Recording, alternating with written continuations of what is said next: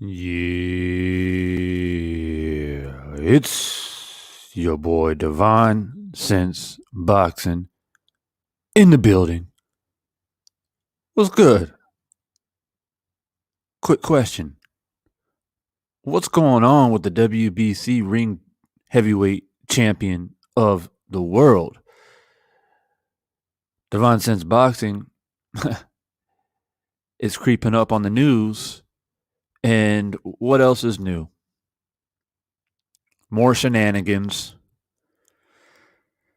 And it never ceases to amaze me that there's always something to talk about when it comes to the WBC in-ring heavyweight champion of the world. And I must admit, when I say WBC in-ring champion of the world, it's almost like a thorn in my side because I know who represents those two belts right now and all the other great heavyweights who came before him. But we got to put this work in. First, quick roll call. Black Superman, Trick Boxing, Dwayne Price, M. Banks Unfiltered, Deanna Branch, Kenneth Perry. What's good? Good to see you guys in the chat.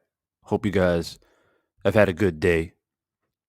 And I appreciate you guys stopping by and joining this conversation. Now, normally I'd like to come on here and just, buy a little bit of time, let people get their notifications so they can come into the conversation.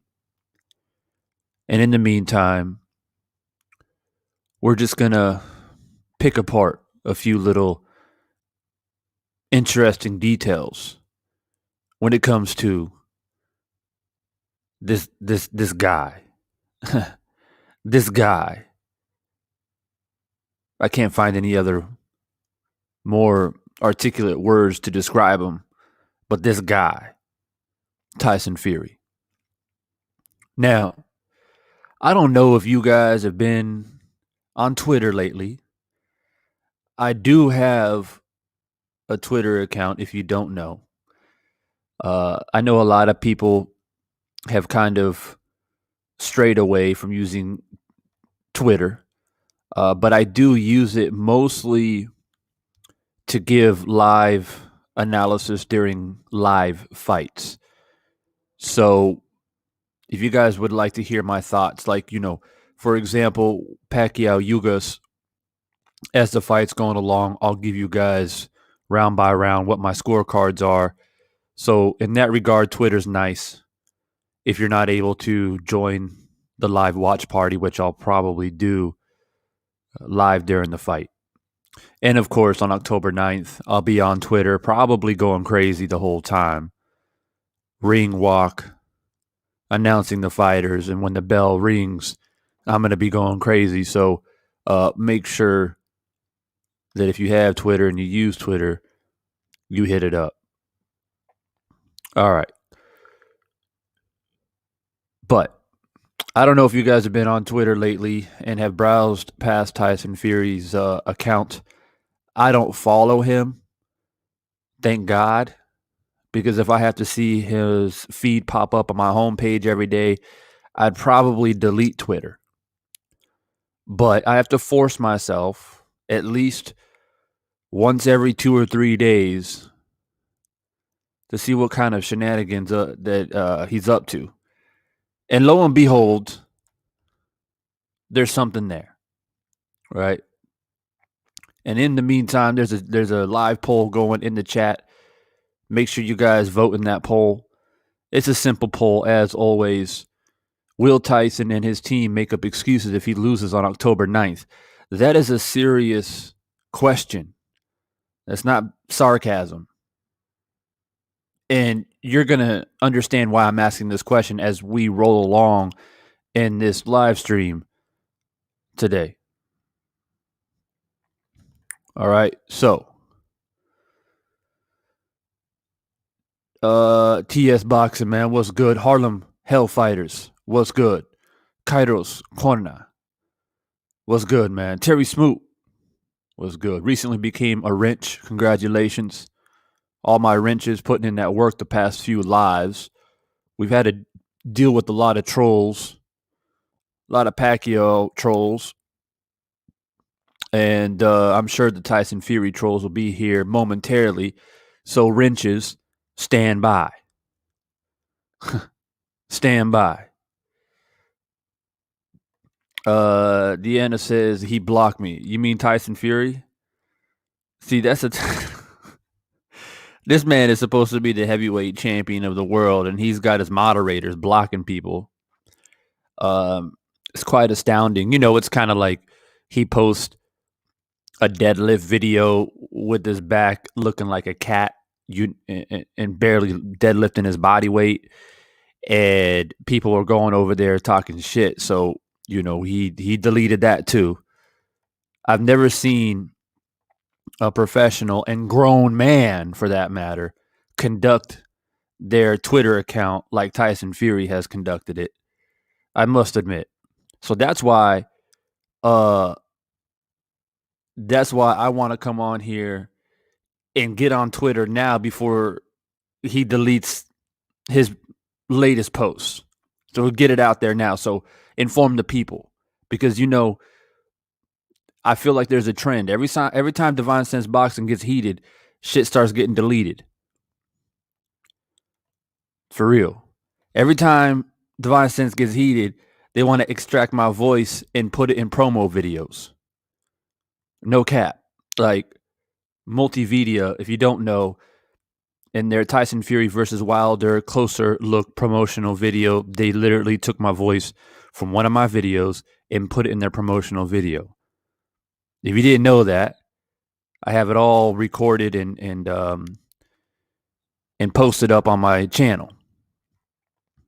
So this is what it's come down to, and I'm getting used to it now. Every time Divine Sense gets heated, shit gets deleted, my voice is being used, my subscribers don't get notified when I go live, things like this. Yeah, I've been checking it.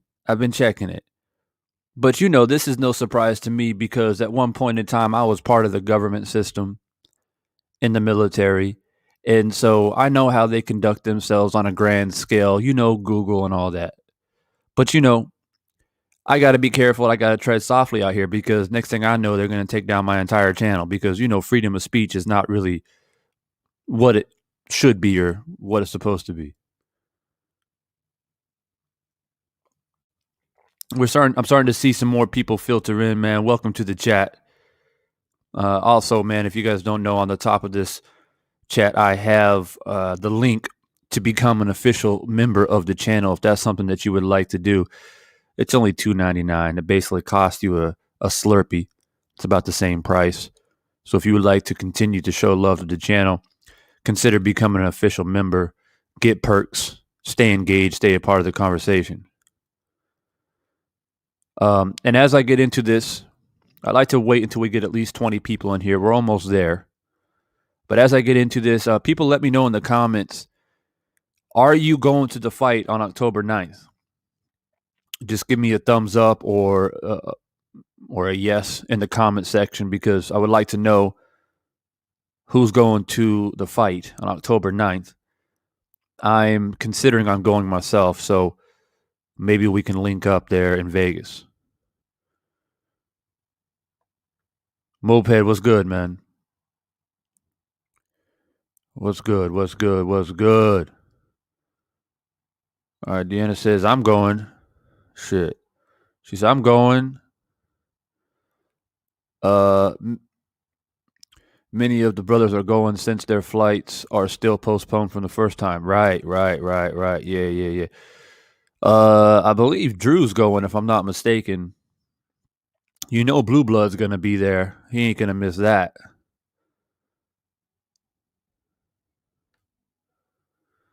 Hammer Time, he says, he's going to say, me mind wasn't right, and was it in the right place?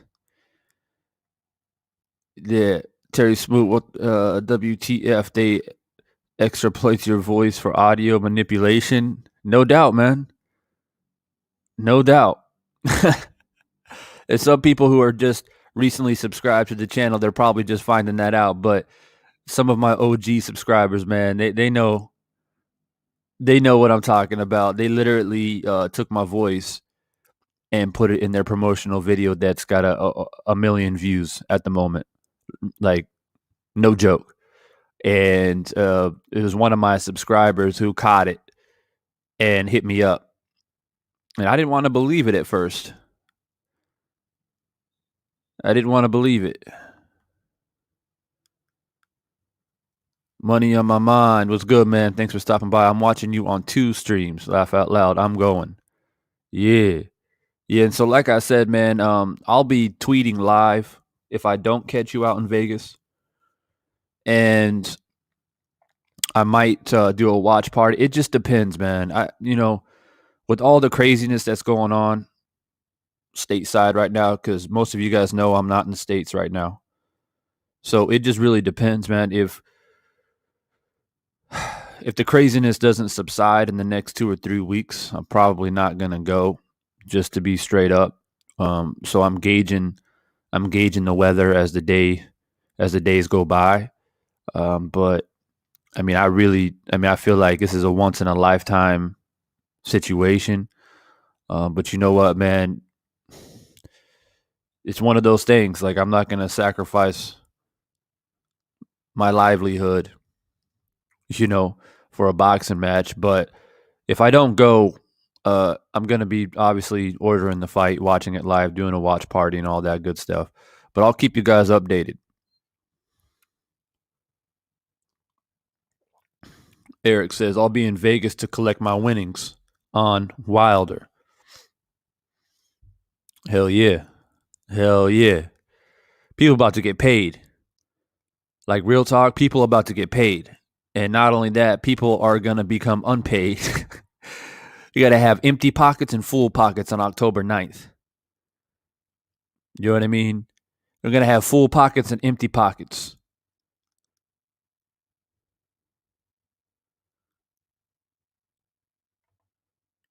Be safe, Divine. But in Vegas, Drew Titan will be, and other brothers. You got brothers got you out there 100%. Yeah.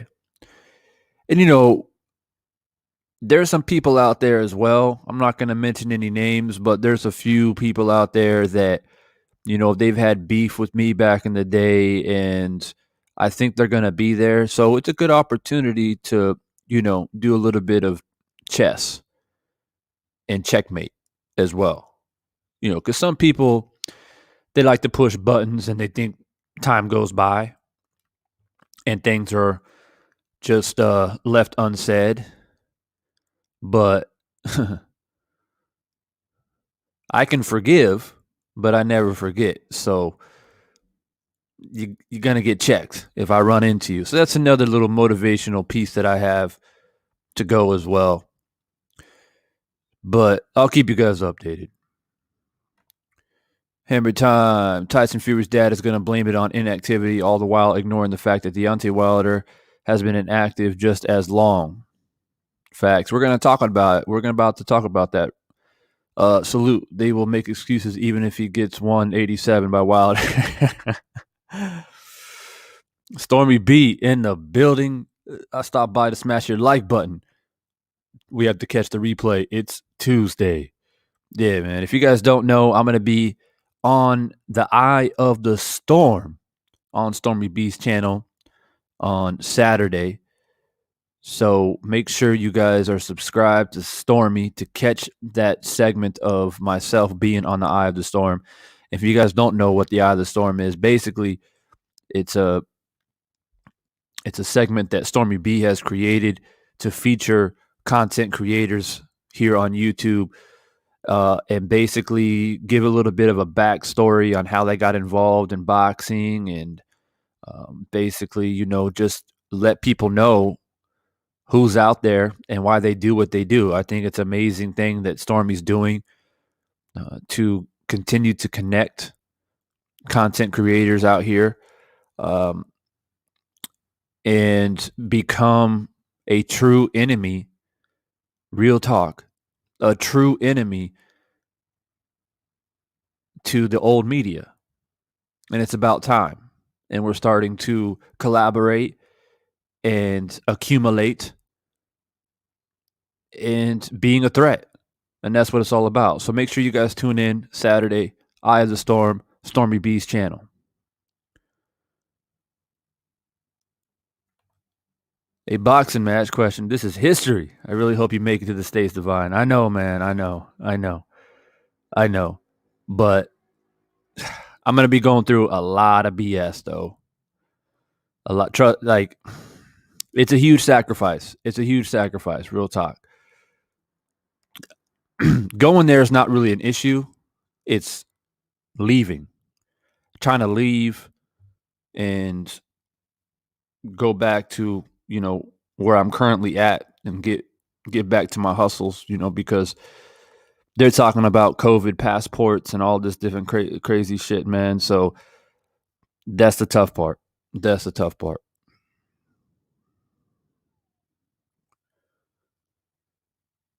All right. So we got a nice, healthy amount of subscribers in the live chat. So what I'm going to do now is go ahead and start chopping away at tonight's topic. You guys see the title of the live stream. Okay. And it's simple. When Tyson Fury gets knocked out, and I put knocked out in capital letters for a reason. No more excuses. Excuses also in caps. Okay? Because it's starting to become a trend now. The excuses are starting to pile up. See, Tyson Fury and his camp thinks that they can do psychological warfare with the likes of Divine Sense Boxing and other channels out here who we see through this shit. They can fool the casuals. They can fool people who already have a difficult time to use critical thinking skills. You understand me? But they can't fool me. I see what you're doing, Tyson Fury. I see what you're doing.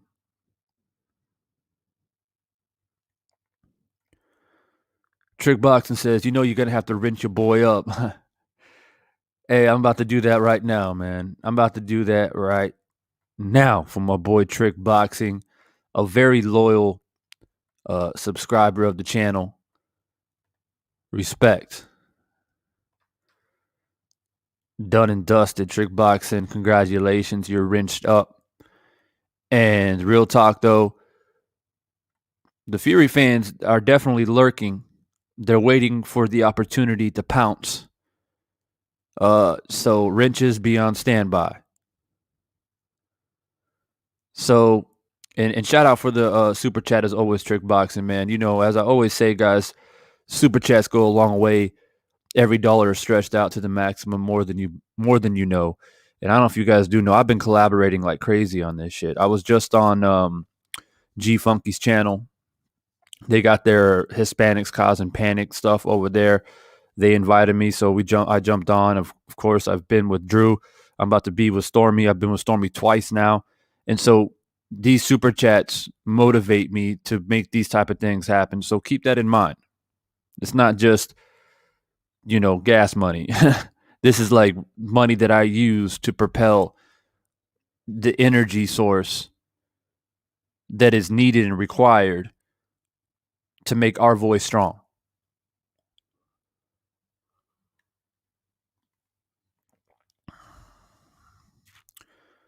Alfred says, any and every excuse to not fight Wilder, but he gonna get what's coming to him. Fury is scared. It's like he is in the same room with Fleece Johnson. Yeah. So look, check this out. All right. So here's Tyson Fury's Twitter, man. All right. And like I said, I don't follow him. I have to force myself to go and peep his Twitter. He seems to be a bit more active on Twitter than he is on Instagram. Because I got to see what he's up to. I got a channel out here. I got to put out this work. I got to inform the people of the shenanigans. You know what I mean? And so This is the latest. This is the latest from the WBC ring heavyweight champion of the world. And it hurts me to say that, but unfortunately, that's where we're at right now. Now, he's got a pinned tweet right at the top of his page that he posted 2 days ago. Or, excuse me, on August 6th. I apologize. August 6th. But he pinned it. Okay. It's a picture of him with like like the pixelation is terrible. Looks like he took this with the Nokia 1998 flip phone, but that's neither here or there. And in the caption it says, "Never judge someone by the exterior look. I looked on top of the world, but inside I was dying. Hashtag mental health. Hashtag just ask." Now, here's the thing about this whole mental health thing. I'm the first one to tell you and the first one to admit. I find myself in a quite unique situation when it comes to being on YouTube, uh, having the beliefs that I have, and quite frankly, being a white dude on here. Okay, that's off the bat. Furthermore, being ex-military and having to deal with PTSD, I know a lot when it has to come to mental health.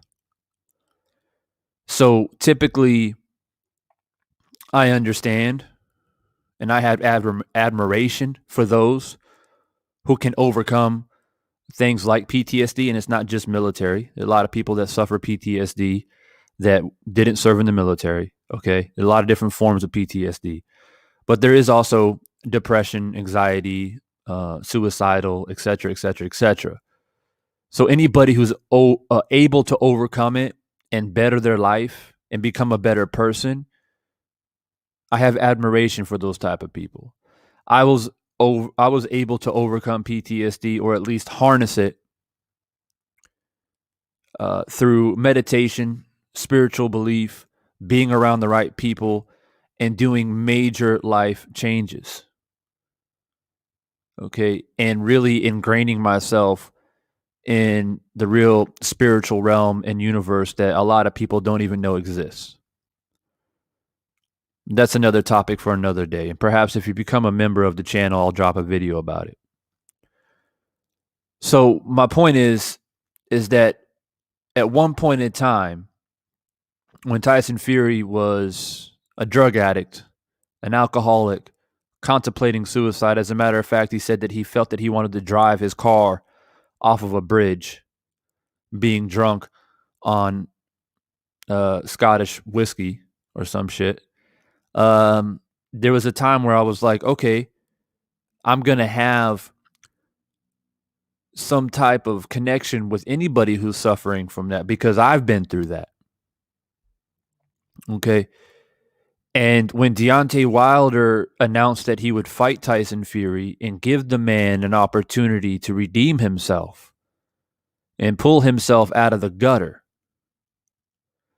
for me, that showed clarity and integrity from Deontay Wilder. I've said it many times on here that there is no more Tyson Fury without Deontay Wilder.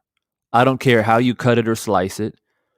I don't care if you want to put all of the accolades to Fury because him and him alone was able to overcome uh, overweight, addiction, and suicidal, then I beg to differ. Because Deontay Wilder himself was the hand that pulled him metaphorically out of the gutter. Without that, he would still be in that gutter or perhaps no longer in this life. I'm just keeping it real. I'm just keeping it real. So there was a time where I felt for Fury and I understood where he was coming from. The whole build up to the first fight, I was like, yeah, I mean, I get it. You've been through the gutter. You've had these different difficulties, and you're trying to overcome depression and anxiety and et cetera, et cetera. And I was fine with it. I rolled with it. I'm like, yeah, this is a good story. This is a good story.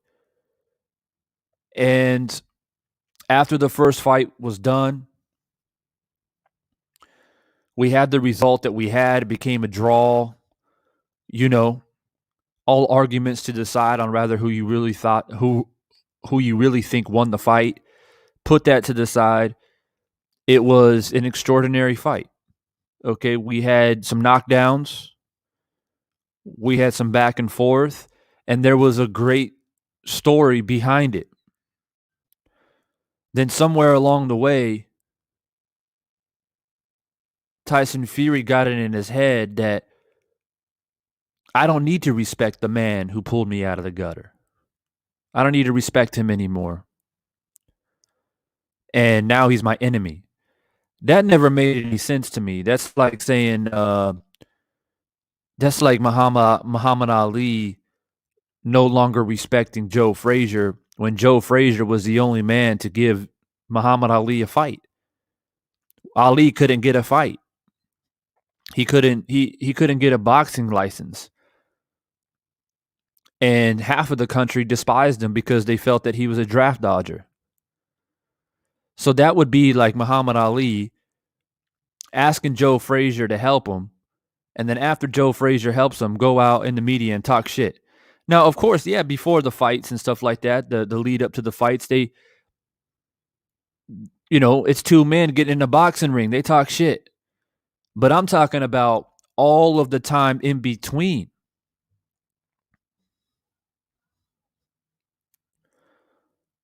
Muhammad Ali had the utmost respect for Joe Frazier.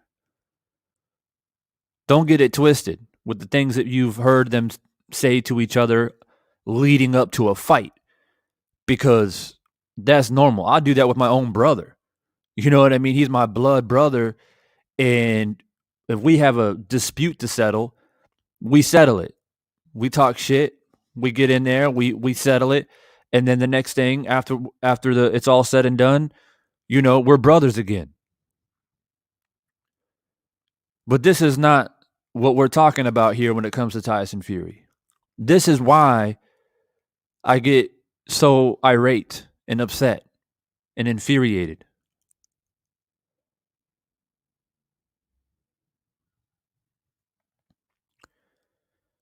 So you have mental health issues. For the most part, everybody accepted that story. Everybody was like, yeah, okay. You were the heavyweight champ. You beat Klitschko. You got all this money. And then for whatever reason, you reached the climax, and then you had an extreme decline. It happens. It happens to musicians. It happens to actors. It happens to celebrities across the board. This stuff happens. But whether you're a Wilder fan or Fury fan or just a boxing fan, most people said, yeah, we understand your story, Fury, and we're glad that you're going to get this fight with Wilder and you're going to be able to resurrect yourself. But here we are. Let me remind people, 3 years later. 3 years later. The first fight happened in 2018. We in 2021 now.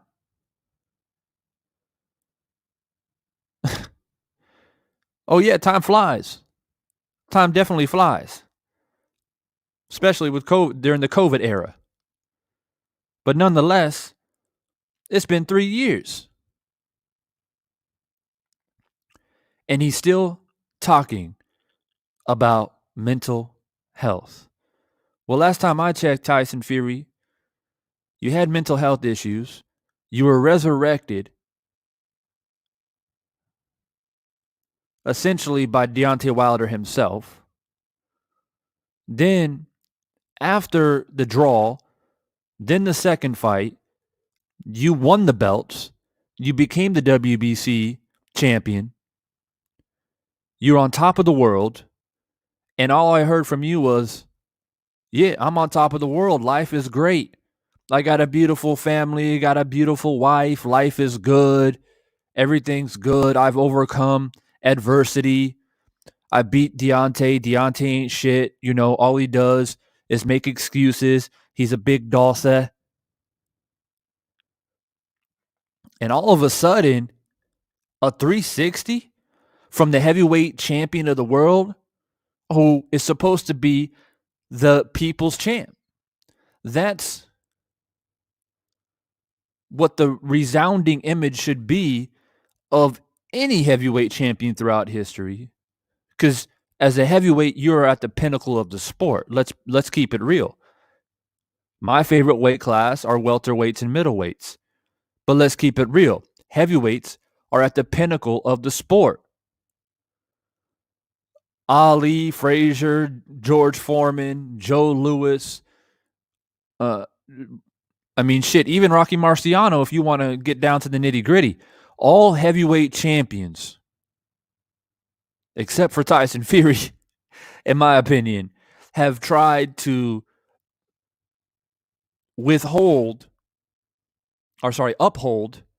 try to uphold the legacy of being the people's champ because you are at the pinnacle of the sport as a heavyweight.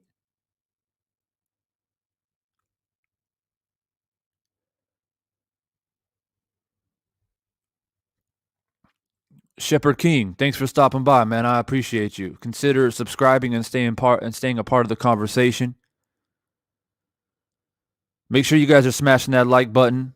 Okay, we've had over 40 people in the stream already. We should be having 40 likes. Like how are we not having 40 likes by now? Let's go. Jab that like button. Jab that like button. Let's go. Every like matters. But you have to uphold the legacy of the heavyweight division and be the people's champ because you are at the pinnacle of boxing. Everybody, grandmas, aunties, uncles, everybody tunes in to watch a heavyweight fight. You don't have to be a boxing fan to tune in to a heavyweight boxing match. Let's keep it real. So, not only are you holding that green belt as a WBC champ, not only were you using mental health as your, I guess, your catapult system to become relevant again, because nobody wanted to fight you after Klitschko because you ballooned up to 400 pounds. You looked like shit. Everybody knew that you were a drug addict. Joshua didn't want to fight you. Nobody wanted to fight you. Why would they want to fight you? Because they knew, oh, if I fight this guy, they're gonna blame me. They're not gonna give me credit for the fight because I fought a guy who's overcoming addiction. It was Deontay Wilder that said, "It's all good. I got you. Nobody wants to fight you, but I will because I understand what you're going through." So not only do you use mental health, as I said, as a catapult system to make yourself relevant, you win the green belt, you become the heavyweight champion of the world, and you haven't defended your title in 2 years.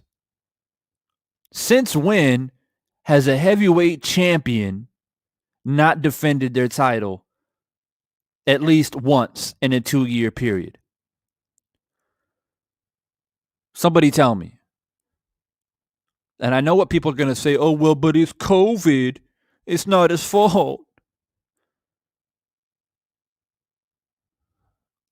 No, not an excuse.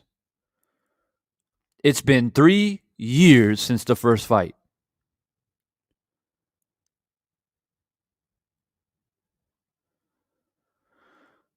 So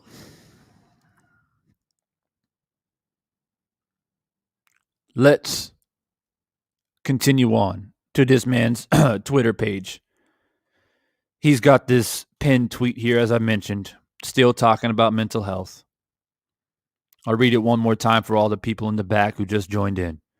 Never judge someone by their exterior look.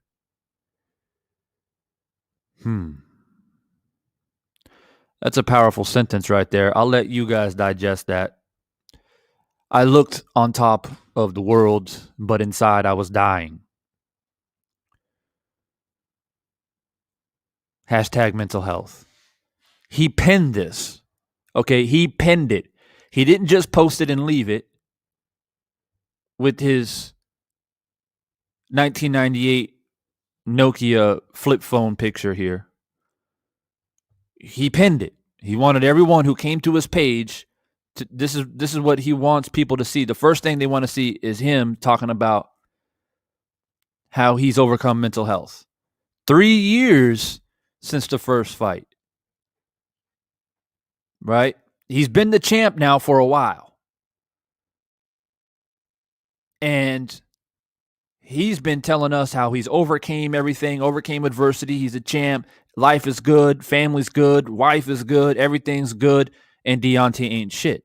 This is the song that he's been singing now for a couple of years. But then he posts this about 2 weeks ago and is pinned it on his page. And then he's got a video here of, it looks like his daughter, who, if you didn't know, was in ICU and supposedly having various different health complications. I'm not quite certain on exactly what. But the baby was on a ventilator, and it came out last week talking about, if she doesn't get better, then we might have to cancel the fight. Tyson didn't say that, but his dad, John Fury, did pretty much say that. And so that's basically something to take note of. It looks like she is off the ventilator and doing better. So kind of like, one less thing to worry about, hopefully. And no disrespect to the little girl, the daughter, and I've said it multiple times and I'll say it again for the people in the back. Children are innocent, and I will never judge a child by the sins of their father or mother. And I wish her a speedy recovery. But it's just becoming a situation where things are continuing to add up. Right? Mental health, my daughter's sick, I got COVID, my back hurts, my knee hurts, my elbow hurts, my ankle hurts, I haven't had time to train.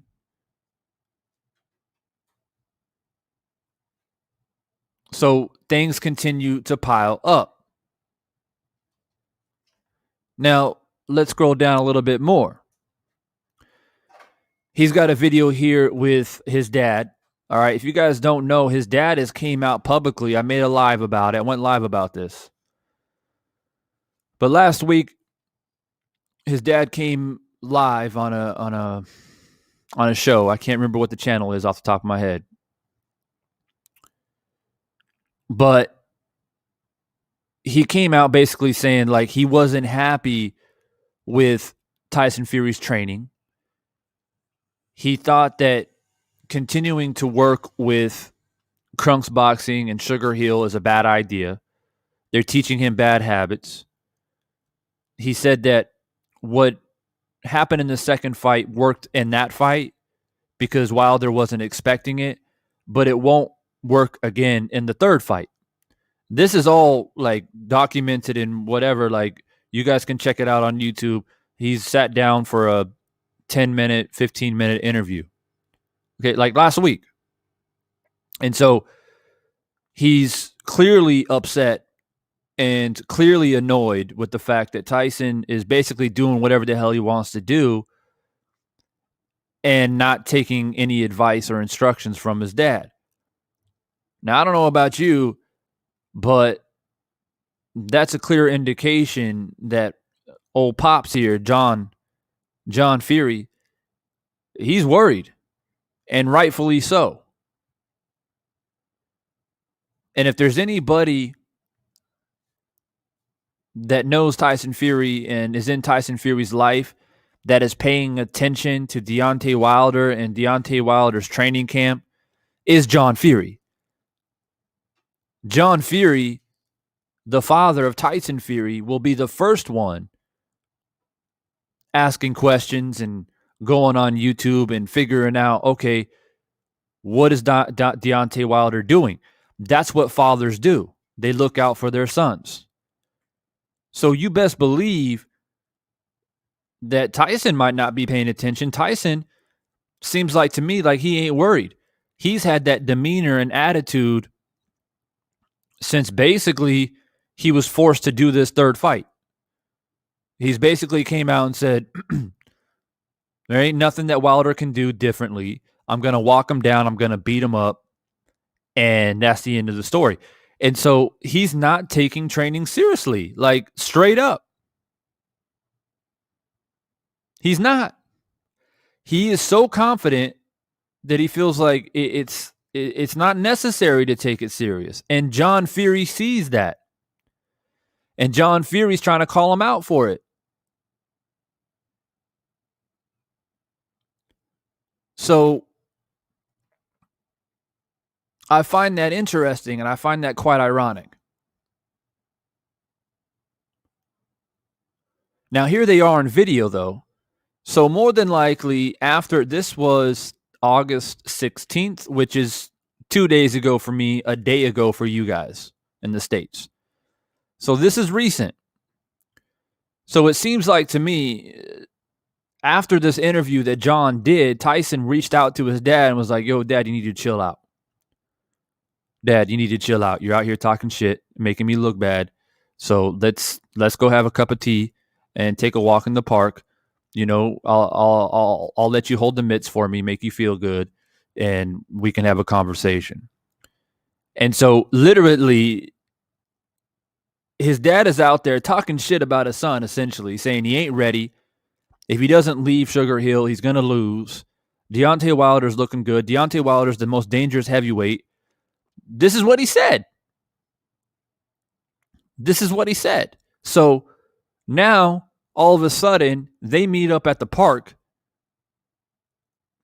a little stroll in the park, and Tyson Fury goes out of his way to do a little selfie video with his dad to show people, like, it's all good.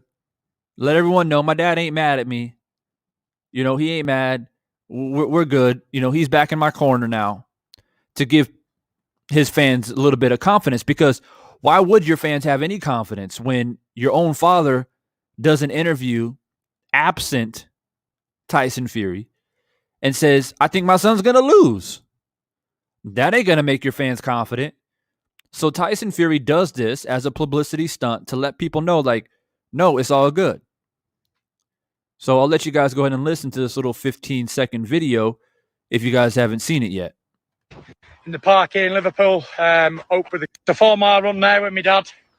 In the park here in Liverpool, hope with the God that the baby gets out of hospital on Wednesday and I can start training for the big dosser, Deontay Wilder, which gives him about 7.5 weeks, which is plenty of time for a mug like that. The 4-mile run. So if you weren't able to understand through his accent, what he said there at the end was, I have 7 weeks to prepare for the big dosser. And that's all the time I need to beat a mug like that. So those of you who don't know, it's British slang, a mug is basically like calling somebody a bum. All right. So this is their little video. And of course, they make it about the daughter. They're saying, oh, me and me dad met up or whatever because the daughter's been sick and, you know, my dad came in and we are making sure the daughter's all good. Oh, and by the way, Wilder's a big dosser and we have 7 weeks and that's all I need to beat his ass. It's just silliness, man. Like, think about it. Dad talks shit about son. 2 weeks later, dad meets up with son at the park. Gets out the camera. Little selfie video. Hey, me and my dad, we met up, and I'm just letting you know that everything's fine, yeah? The daughter's doing good. And oh, by the way, Tyson Fury is going to smash the big dosser. And, I only have 7 weeks to prepare, but that's all I need to smash a mug like him. So, you can't make it up. Trick Boxing, Deanna Branch, TS Boxing, M Banks Unfiltered. You can't make this stuff up.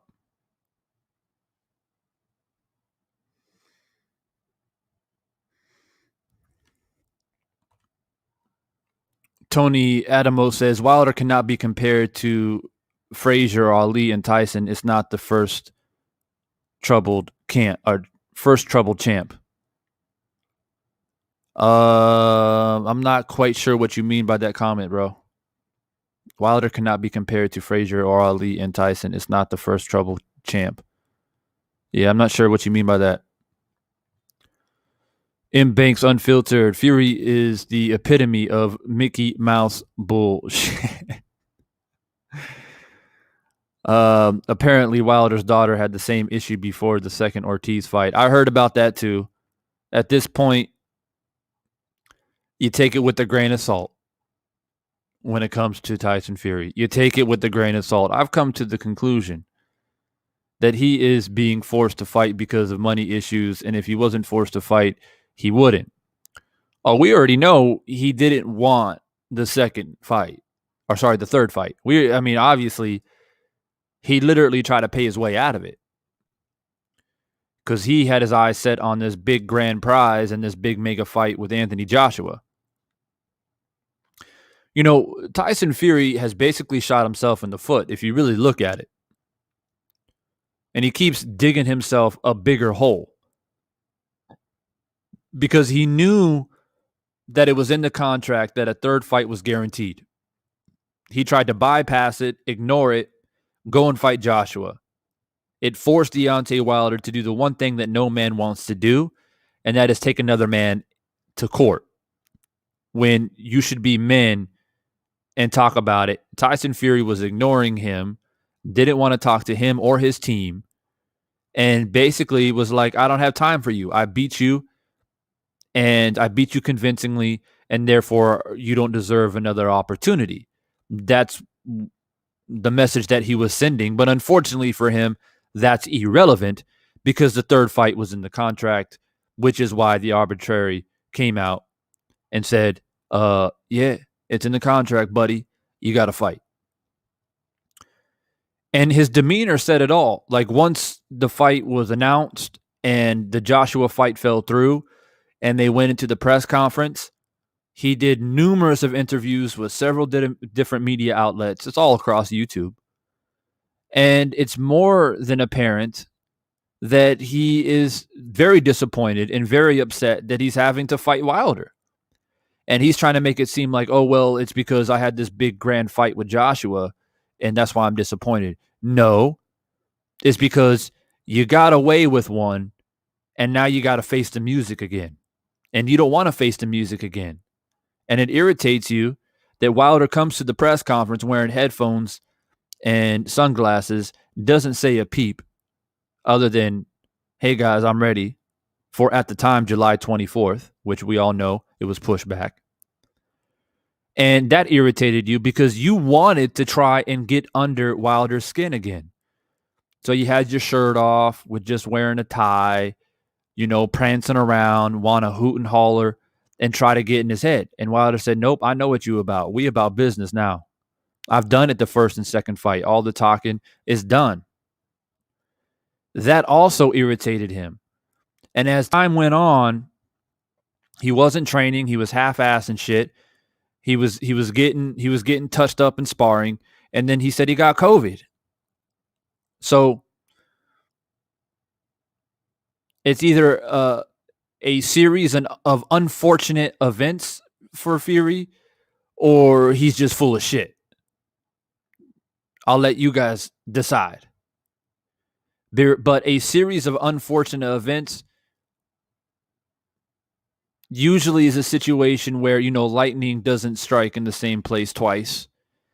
And for his case, it seems like lightning strikes in the same place 4 or 5 times and continues to get that pass. Mark Remington says, the only Fury to be taken seriously is Peter. Big John is a conspiracy idiot that would have backed Tyson not getting the jab. Thanks for dropping by, Mark. Like Drew said, where's Sugar Hill? Narcissists piss off everyone. They're isolating and discarding all they come in contact with. Really sad. Yeah. I follow Buddy on Twitter. I just created me an account yesterday and seen it. Yup. It's not so easy to get piles of coke here in the UK. Well, what are you trying to get at here, Mark? You can't make this up. Literally can't. How you doing, Hawker Mustang? I see you. Freddie Ruger, what's good, man? Good to see you stop by. Hopefully it's not too late for you out there. Andrew, he beat him convincingly in the first fight too. He won 10 rounds. People just got so caught up with the knockdowns. You still have to fight. You still have to score the fight correctly. I don't agree with Tyson Fury winning 10 rounds. I think that you can easily give Wilder very easily minimum 2 rounds early in the fight. Tyson Fury didn't do shit, in my opinion, the first 3 or 4 rounds. Bouncing around, flicking a jab out there doesn't win you a round. It was more than obvious that Wilder was pressing the fight and he was trying to land a right hand and knock his ass out. So it wasn't, if you want to give it to Fury, I mean, you give it to him because you're giving him the benefit of the doubt because Wilder couldn't land a big shot. But it's not like Fury was outclassing Wilder. I mean, but here's the thing. You have 2 knockdowns in a fight, right? If you give Wilder just 2 rounds, that's a draw right there. That's a draw. So, yeah, I just don't agree with that. I don't agree that Fury won 10 rounds convincingly. And we can agree to disagree on that.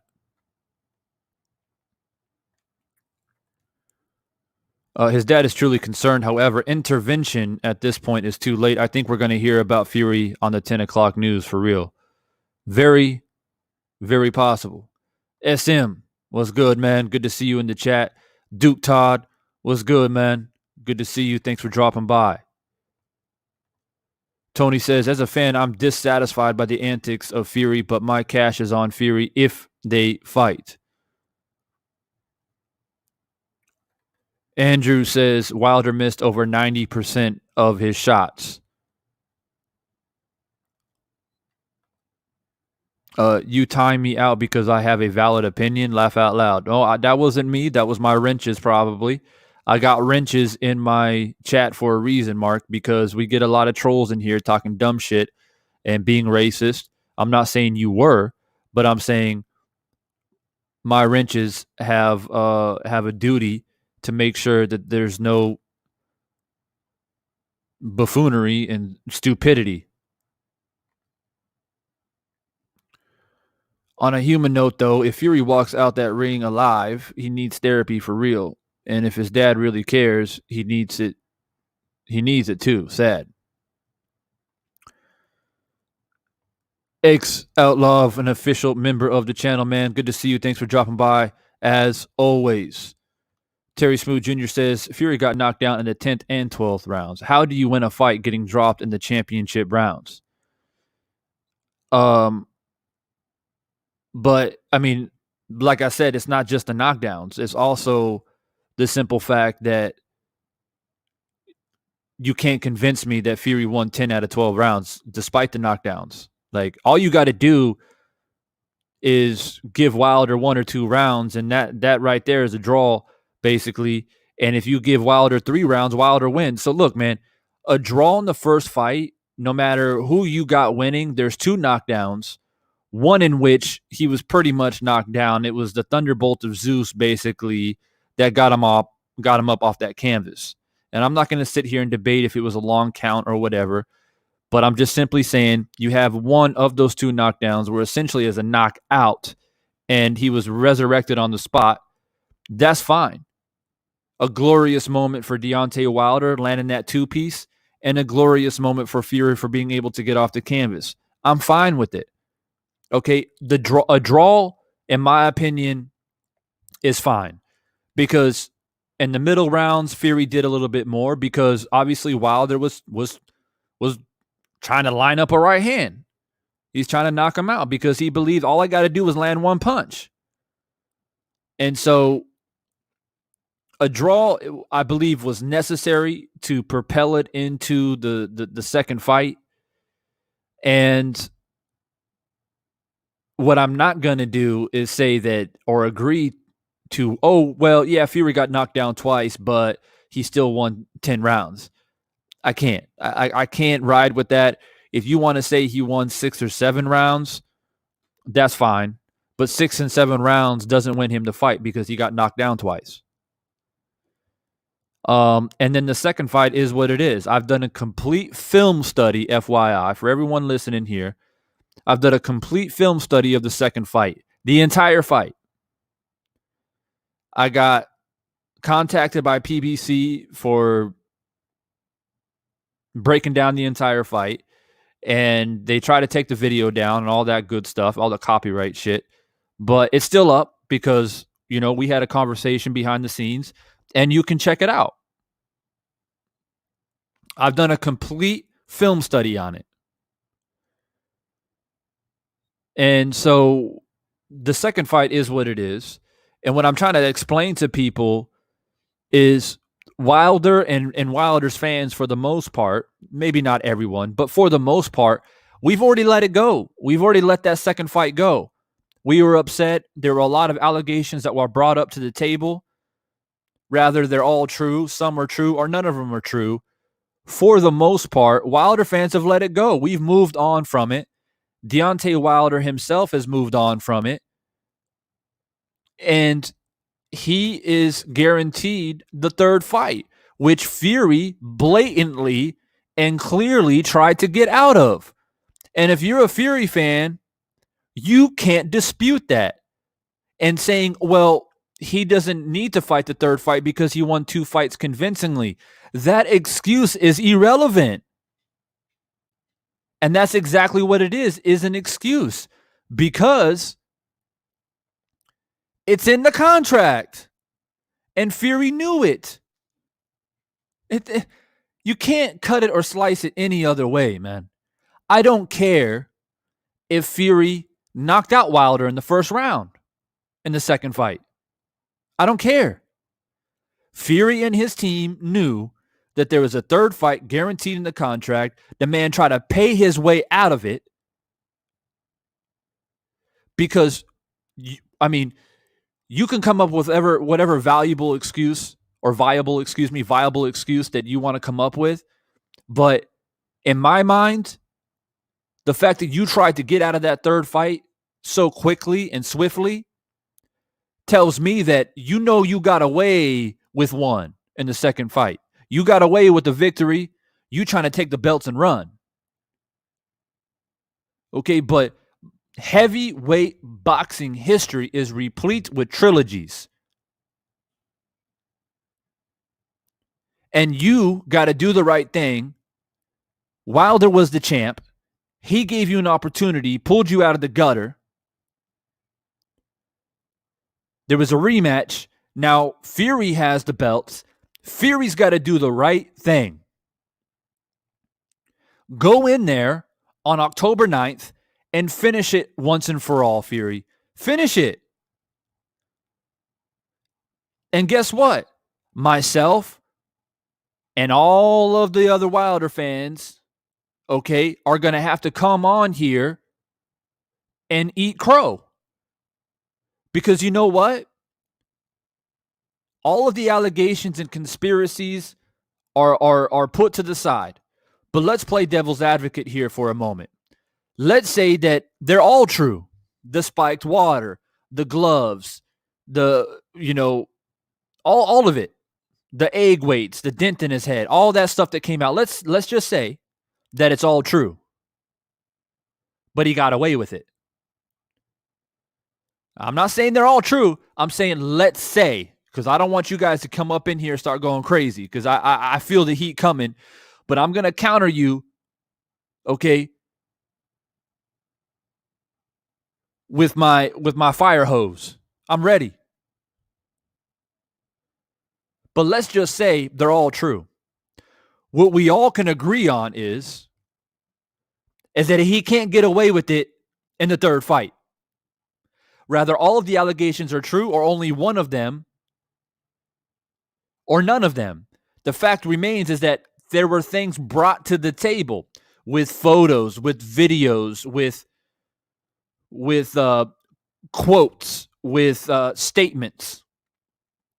None of them were proven true in a court of law, but things were brought to the table. I think that we can all agree that rather they're all true or not, that he won't be able to get away with it in the third fight because the spotlight is not on Deontay Wilder, it's on Tyson Fury. So, with that being said, if Tyson Fury wins the fight convincingly, then we will have to come on here and eat crow.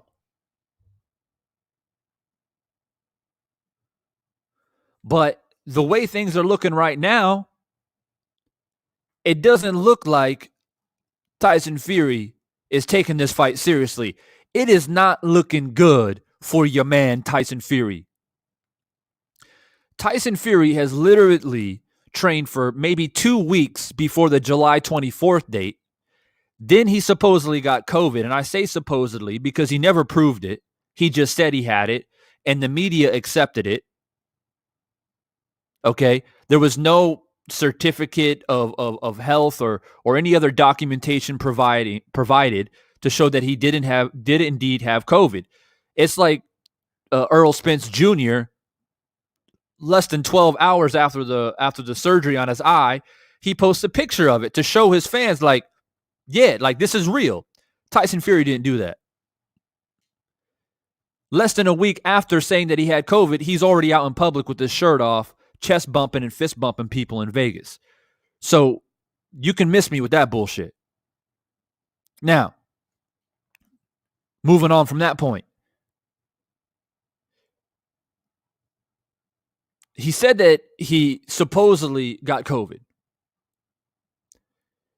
And from the time where the fight was announced up until the point where he supposedly got COVID, he maybe trained 2 weeks. 2 weeks. Then he couldn't train because he has COVID and he has to recover. The fight was postponed until October 9th. Then his daughter was in ICU. Granted, my heart goes out to the little girl, and I hope she recovers safely and quickly. But once again, he's not training. He basically has trained a maximum of 3 weeks off and on since the fight was announced originally to fight on July 24th.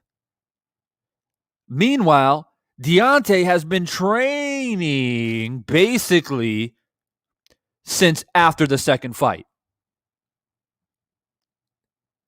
So that's why John Fury comes out and says, hey, I'm worried. Now, for all of you Tyson Fury fans in the chat here, tell me I'm wrong. Prove to me that I'm wrong, that John Fury didn't just say, I don't like how he's training. He's not looking as good as he should be. Deontay Wilder is extremely dangerous, and Tyson Fury is not looking ready. That came from his father's own mouth. And I find that ironic and quite, quite funny, quite frankly, because it was John Fury that weeks prior to this little interview that he did, he was saying, oh, we're going to smash his face in. Wilder ain't shit. He's got chicken legs. We're going to crush him. We're going to crush his big Dosa body that is above these little chicken legs. And he was talking mad shit. Then, once the news really kind of filters down to him that his son is not taking this shit seriously, he changed his tune right up.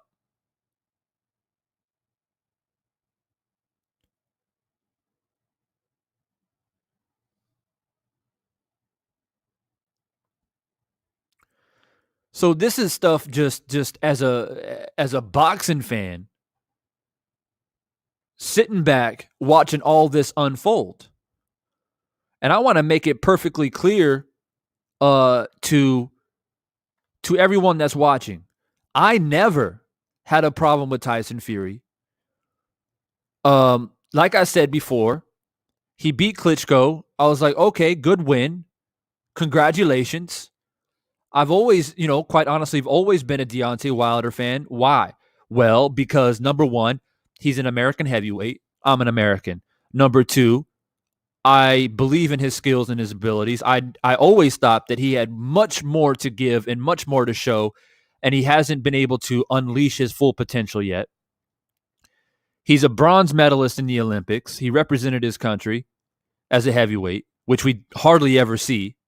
Let's be honest.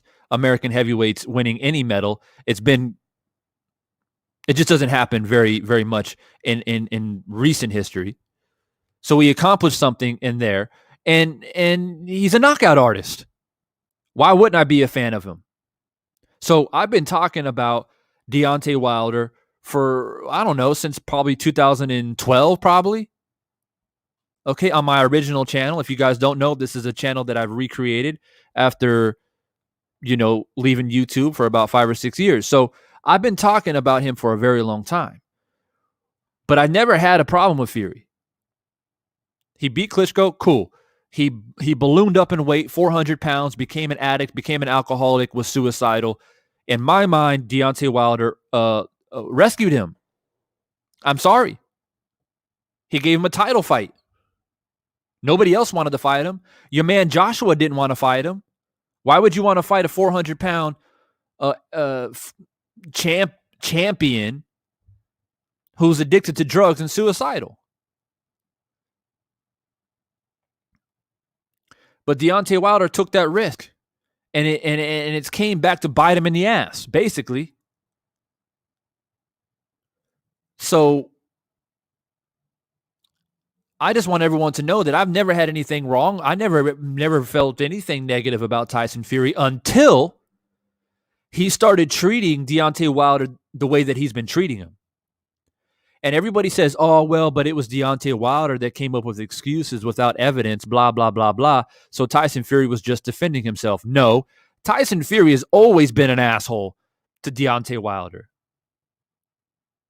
Before the allegations even came out, he was being a prick and didn't treat Wilder with respect. And that's why I referred back to Ali and Frazier, because as much as they were competitive against one another and wanted to prove that they were the best heavyweight, they respected each other. Frazier gave Ali a chance to fight when nobody else would fight him, and he couldn't get a boxing license because more than 60% of the country thought he was a draft dodger. And it was Frazier who gave him the opportunity.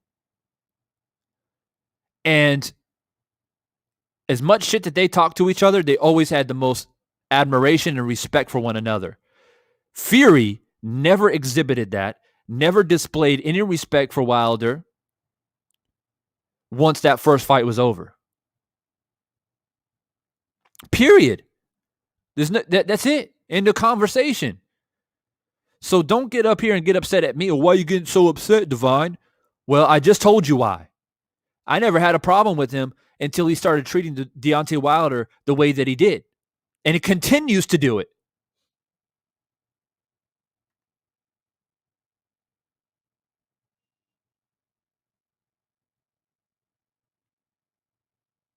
So a lot of comments, man, that you guys have been putting through here. Shout out to Trick Boxing, man, becoming an official member of the channel, man. Appreciate it much more than you know. Respect.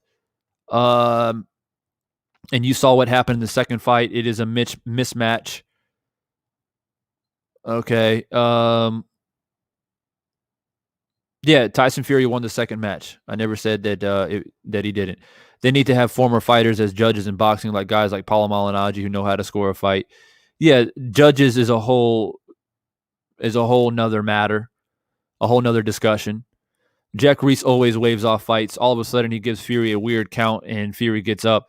I'm not a fan of Reese. That's fair, I guess. I've seen Jack Reese do both, though. I've seen Jack Reese wave off fights, and I've also seen Jack Reese give fighters a long time to recover. I didn't let go. The second fight was BS. It was something obviously wrong with Wilder. Absolutely. And like I said, look, like I said, man, I did a whole film study of the second fight. It's on my channel. It's on my channel. So if you're curious to know more information about it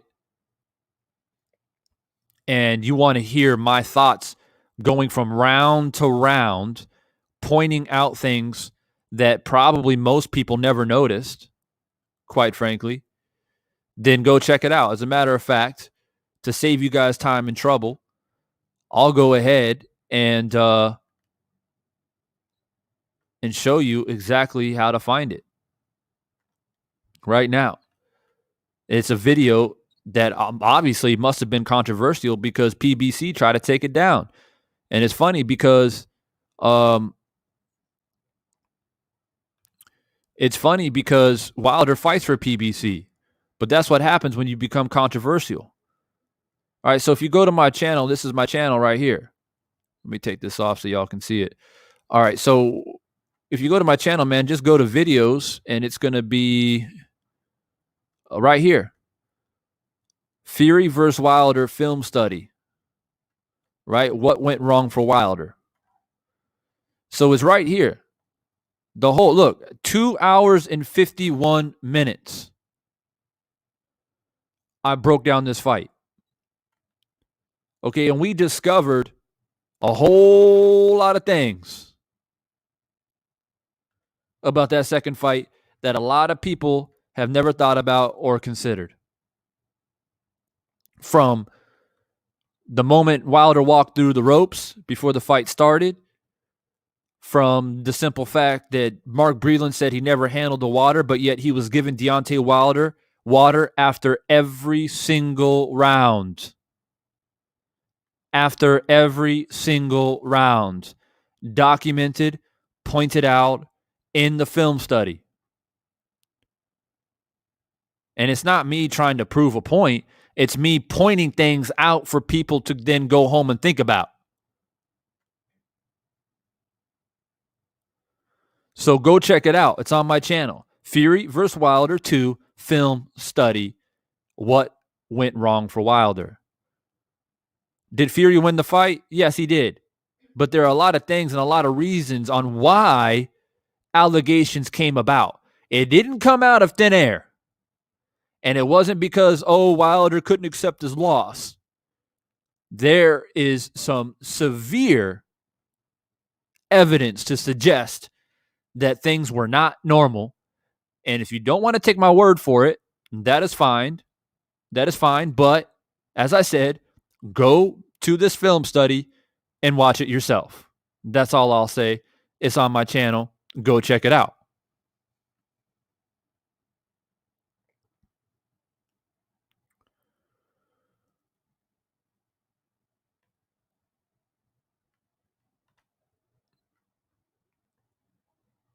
And so, look, the main thing that I want to point out to you guys is that Fury hasn't been training, man. He hasn't been taking it serious. And now the truth is starting to reveal itself. Okay? where his dad, who's been talking shit for weeks, if not months, about Deontay Wilder, gassing up his son, which is fine. We see that. Angel Garcia, Ruben Guerrero, all these fathers who, except for Sean Porter's dad, he doesn't really talk very much. Was that Kenny Porter? Doesn't talk that much, but we've seen it. Okay, that's fine. You want to build up your son? Fine. But nonetheless, he's talking mad shit for weeks, if not months. And then all of a sudden, the truth starts to come out, and he starts looking into Deontay Wilder and his training and how he's looking and et cetera, et cetera. And then all of a sudden, he's like, ooh, Deontay, he's looking good, man. Because let's not forget, he's been training since the end of the second fight. And literally, Tyson Fury has been training 2, maximum 3 weeks since the fight was announced to be originally on July 24th. The man hasn't trained. He hasn't trained because he hasn't taken it serious. He hasn't trained because he thinks Deontay Wilder can't make adjustments. He hasn't been training because he's living the high life. He hasn't been training because he got COVID. He hasn't been training because his daughter got sick. He hasn't been training because he hurt his back. He hasn't been training because he hurt his knee. He hasn't been training because he hurt his elbow. How many more things I need to put out on this list?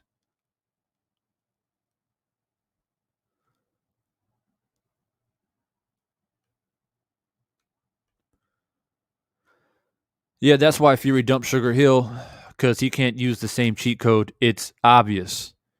That's deep.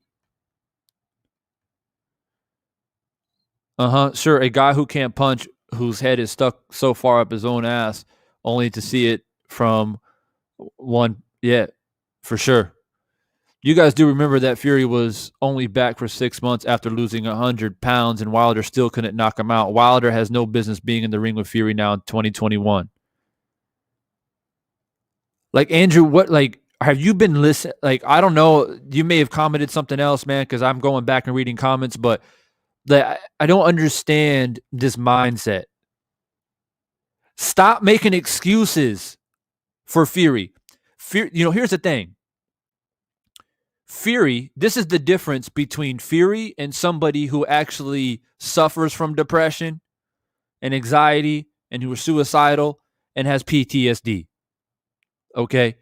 As I mentioned earlier, if you guys joined the chat, I'm a veteran and I suffer from PTSD. For me personally, my whole thing was anxiety and anger issues. Okay, I was sensitive to sound and light and things like that, and I would flip out on people, which isn't my character and it's not who I am. But that's what I had to deal with.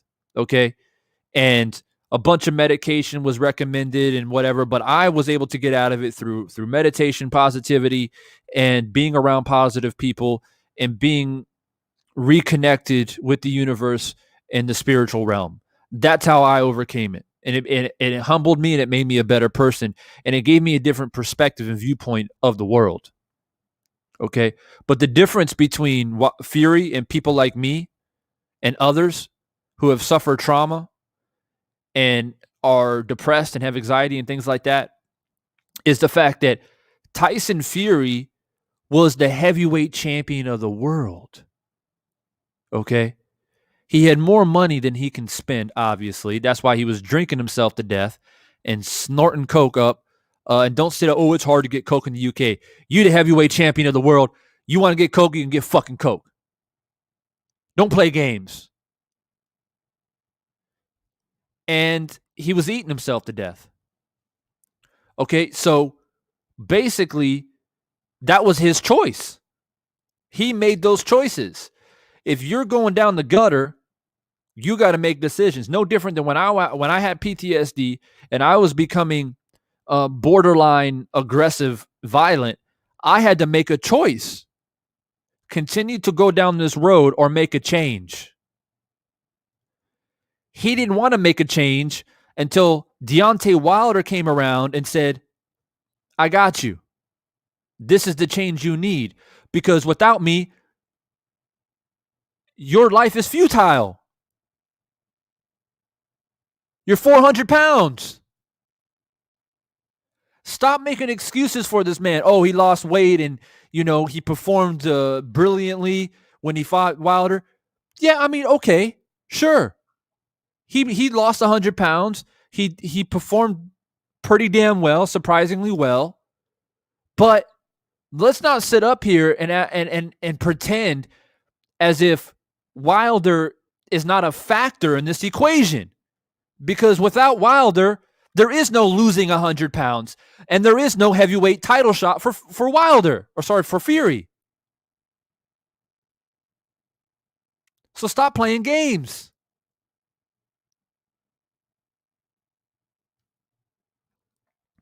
Tony says, I'm a boxer and I studied the first fight. A draw was fair in my opinion. Second fight was so one-sided. The third fight is only interesting because of Wilder's accusations and excuses. Thank you. I respect that comment, Tony. I appreciate that. And I always like to have boxers and ex-boxers in the chat, as always.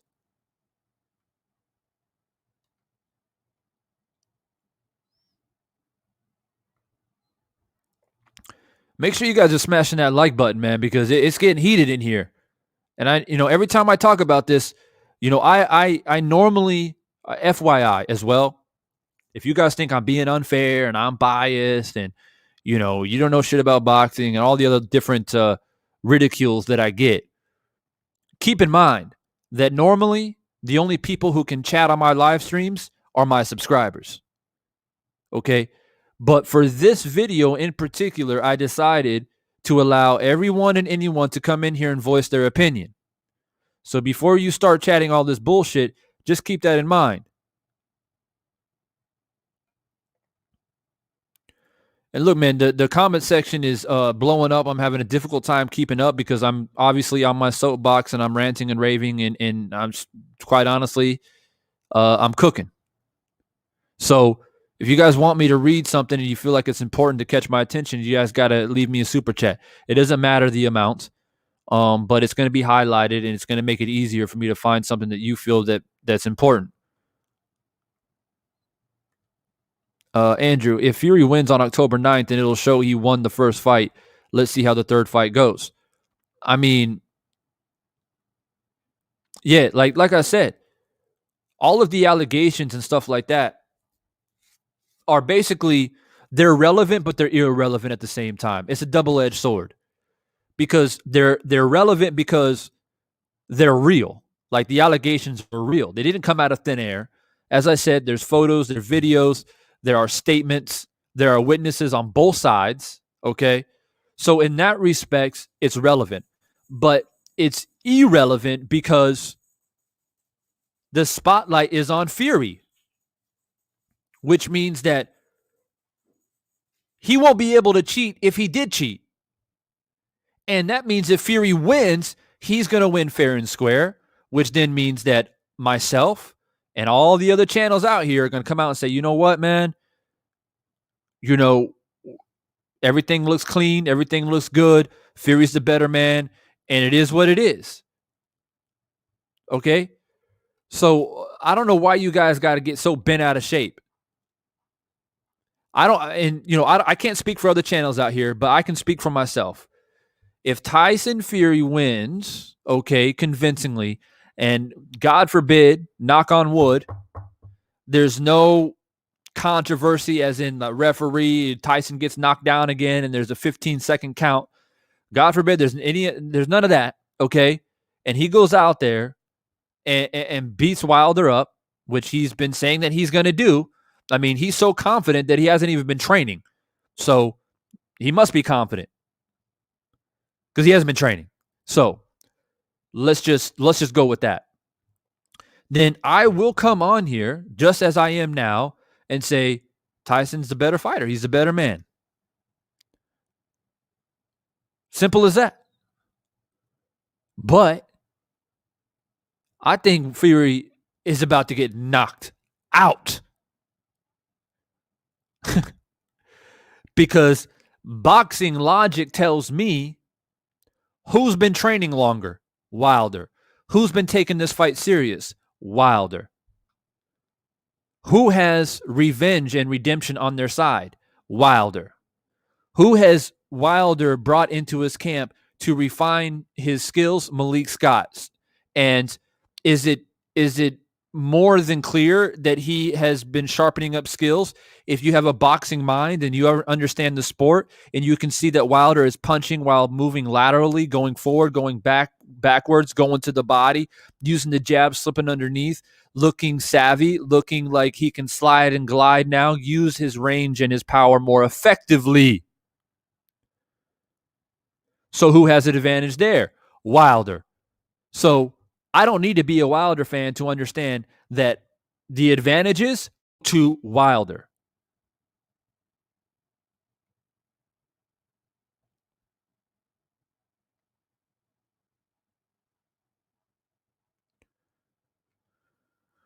Razor says, "What's up, Razor? Good to see you, man. I never had a problem with Tyson Fury until I saw the way he treated his children and then his inconsistent behavior." Fair point. Did you see Tyson and Sugar dancing on tables and chairs? Do the math. I don't know what you're referring to. Sorry. He's a great cheater. Wait, not even that. He got exposed. That's my boy X Outlaw, official member of the channel, man. Mark Remington, new member of the channel.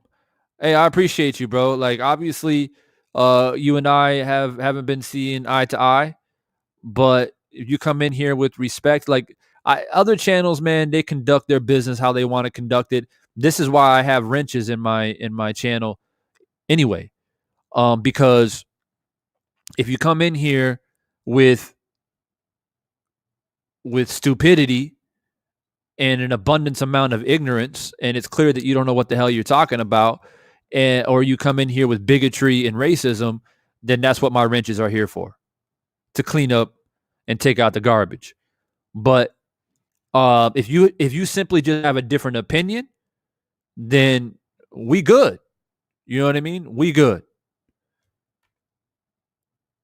Jaron Davis, what's good, man? What's good, Divine and chat? I simply can't wait for Deontay to knock Fury's head behind the fridge and get it over with. Tired of the giant bald, abominable snowman known as Tyson Scary. Like I'm tired of it too. I'm tired of it too. You know, and a lot of people think that I like to come on here and talk about this fight and talk. I've been talking about this basically since I came on YouTube 2.5 months ago. But I feel like, in a way, it's my duty. I have to, because I have to remind people. Before, it was about, him getting COVID, and because remember, the fight was made, right? So I was excited. I was happy. I was like, yeah, we got this fight, and I can't wait. And I made a couple prediction videos,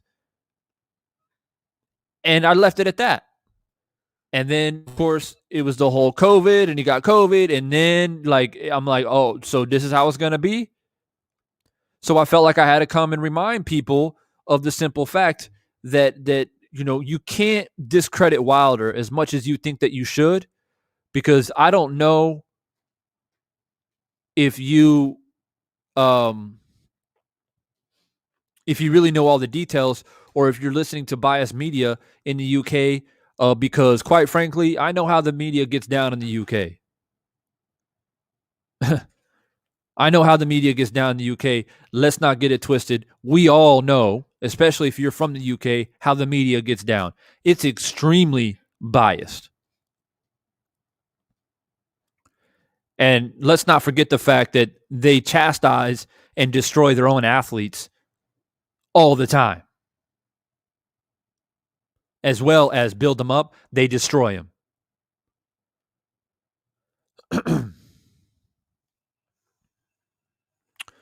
Prince Cobbs, another official member of the channel. What's good, bro? You can tell by the language Tyson used in the last video. He backwards speaks half the time, has plenty of time, which means he is worried about his prep time. He's absolutely worried about his prep time. He absolutely hasn't been training, as I just pointed out. He's literally trained a maximum, more than likely 2, maximum 3 weeks off and on since the fight was first announced for the July 24th date, whereas Wilder has been training since basically after he lost. We saw Wilder in the gym like a week or two after he lost the second fight. At Divine, you should wrench up to Queen Deanna. We could always use a female mod and wrench King. She seems cool and knows her boxing. Facts. Yeah, I agree with you. So I'm gonna go ahead and do that.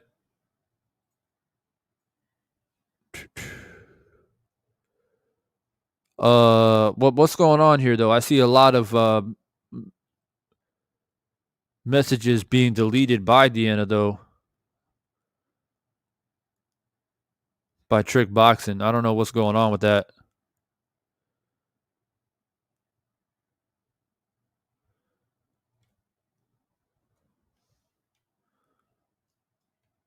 But anyway, there's your wrench. Deanna's wrenched up, ready to go, ready to put in that work. Respect. Tyson Fury. They have been laying the groundwork for the excuses for months now. They can't find a cheat in time. They're coming out with a lot, man. They're coming out with a lot of different excuses. You know, this is the second time he said, "Wow, they're dangerous." He was scared for Fury right after the trial. True, and then he comes out talking about he ain't nothing but a big dossa, and he's got chicken legs, and we're gonna smash him, and all that, and then always changing their tune. Always change their tune. Everything that they say, I take it with a grain of salt. But in his most recent interview, and I'm talking about John Fury here, where he was clearly and adamantly, abundantly clear that he was scared. That he's worried. Let's just put it that way. He's worried.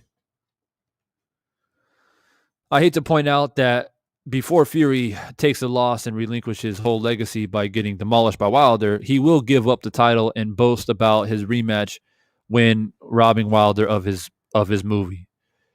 And so that's actually a good point, Kenneth. And you know, a part of my questions throughout the night, which I have several different questions. I brought up several different points and questions for the chat. One of them is, will Wilder... So here's the thing. If Fury wins, Fury fans come and ask, will you give Fury credit? I say I will. I can't speak for everybody, but I say I will. But I want to reverse that question to you. If Wilder, because let's be honest, if Wilder wins, it ain't going to be by decision. I think we can all agree on that. So let me rephrase. If Wilder knocks out Tyson Fury, will you give Wilder his credit?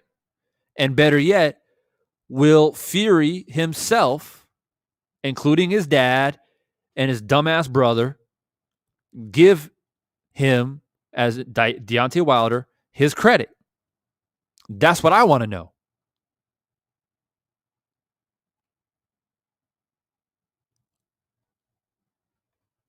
Vance Edwards says, I'm on that for sure. Film study. Check it out. For real. Check it out. More than 2.5 hours of film study. Respect the mental approach. Handle your shit. Yeah, man. All day, every day. Duke Todd. Me too, brother. Got shot 8 times with the Draco and watched my brother get killed. So you know what it is. And respect and love to your brother, man. My heart goes out to you and your family. And so I'm sure you have dealt with the form of PTSD yourself, Duke. Like, real talk. And I know a few people that lost their lives in the military, man, and it's hard to deal with. It's very hard to deal with when one moment you're sitting down having lunch with them and then the next moment they're no longer there. You know, it's very tough. It's very tough. So as much as I give Fury as much as I can understand Fury and whatever he was going through, I can't quite give him a pass with the way he's acting. And he continues to promote mental health issues when that was 3 years ago. Like, you've overcame that. You told people that you overcame it. You told people that you told people that life was good, right? But you continue to pin on your Twitter that you're basically still parading the fact that you overcame health issues and problems. Like, we get it. But for me, because you pin it, it's because you want people to read it as the first thing they see when they come onto your page. And I can't, for me, it's hard to make the comparison between people who, like yourself, Duke, and me, and many others that I know who has suffered real trauma in their life, and compare it to Tyson Fury and whatever he's going through. Because, like I said, man, you're the heavyweight champ. You got more money than you can handle. You can literally drink yourself to death. You can eat yourself to death. You can coke yourself to death. You made those choices, battling with depression or whatever you're going through. But when we lose loved ones, we don't make that choice. Life makes that choice for us. And we have to figure out a way to adapt and get through it. We don't have the luxury of being a heavyweight champion of the world and have millions of dollars to buy out our sorrow. You know what I'm saying? So that's just the way I feel about it. You don't have to agree, but that's just the way I feel about it. It's not like America. Tyson's dad lives in a caravan for a reason. He's here to avoid all of that. Yeah, literally, without Deontay, we can't say Fury may still be alive today, considering his health and what risk he put himself in and through. All facts, Divine, 100%. Like, I can't. Look, man, when you come on here, this is what you're gonna get: raw, uncut, authentic, unfiltered, and I speak the truth. I speak from the heart. And whatever, like, if you disagree, you disagree. Like, either you can respect my opinion, stay a part of the conversation, subscribe, and I'll let you speak your mind amicably and respectfully, or you don't like what I have to say, you can leave. It's really that simple. But don't classify me as somebody, oh, you just a Wilder fanboy. No, first off, I'm a boxing fan. Second off, I've always been a Wilder fan. Win or lose on October 9th, I'll still be a Wilder fan. And I'm not a fanboy because a fanboy would never give Tyson Fury credit if Tyson Fury wins fair and square. A fanboy will never do that. They'll be bitter about it. They'll make up excuses. I don't do that. And I think I've said it 10 times in this live already that if Tyson Fury wins fair and square, I'll give him his credit. I'll give him his just due. There was no depression. Fury is a bullshitter.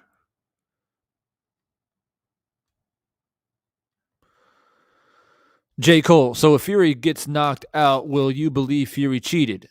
Wait. If Fury gets knocked out, will you believe Fury cheated? Oh, okay. I get your question. I'll put it to you this way.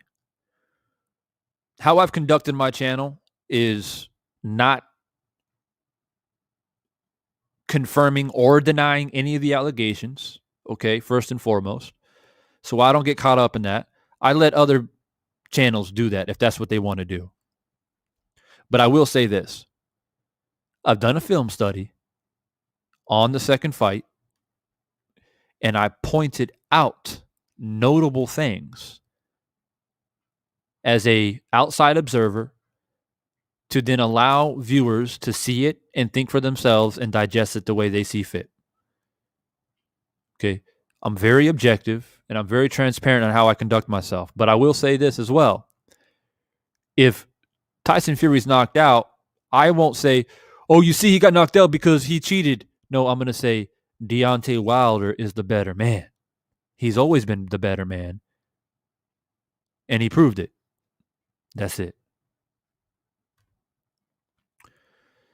Jared 011 Green was good. Fury didn't win the first fight. He was getting pecked by Wilder's left jab all night long.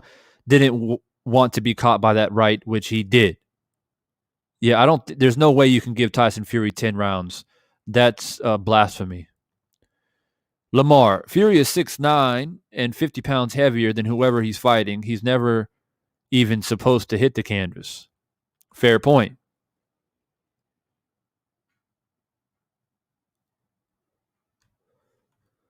George Rollins says, as an expert, how is Wilder going to fight on the inside against an oncoming massive man like Fury? I'm a Wilder fan, but can he be strong and quick enough on the inside? I don't think he's going to fight on the inside. There's no point to fight on the inside. The reason why I say that is, A, Fury is bigger, and he will be bigger on fight night.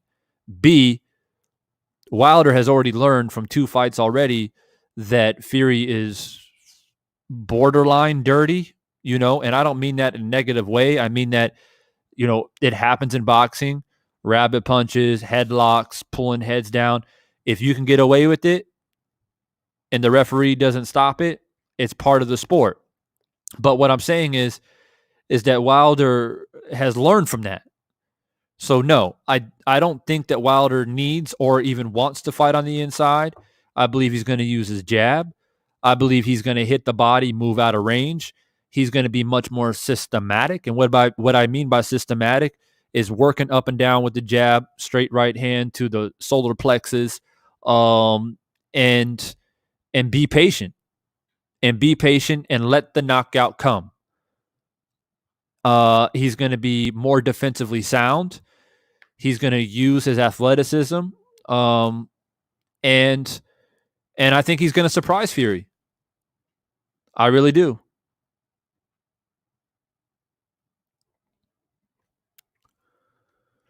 Can you imagine Fury getting knocked out and then being humble?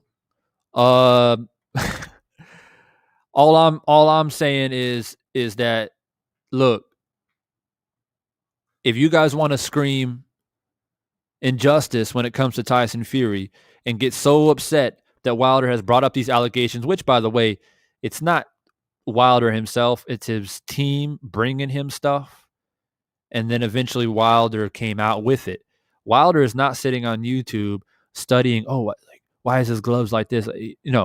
His team brings him this stuff, then he investigates it, and then he's probably like, well, yeah, why is that? Why do his gloves look like that? Why did I feel weak in the fight? Why were my legs weak before the fight even started? It's evidence being brought to him, and then him surmising on the possibilities, and then him speaking on it. So when people say Deontay Wilder himself created these allegations, that's simply not true. But my whole thing is that if you want to call injustice and say that Fury has been accused of things when there's no evidence of it, then okay, that's fine if that's how you feel. But third fight, clean fight, no allegations, no bullshit, no controversy. If Wilder knocks your man out, will you, and more importantly, Tyson Fury, give Deontay his credit? That's what I want to know.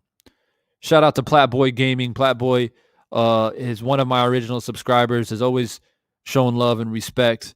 Shout out to Platboy. We've done a collaboration about a month or so ago. You guys can go check that out where we talked about the welterweight division.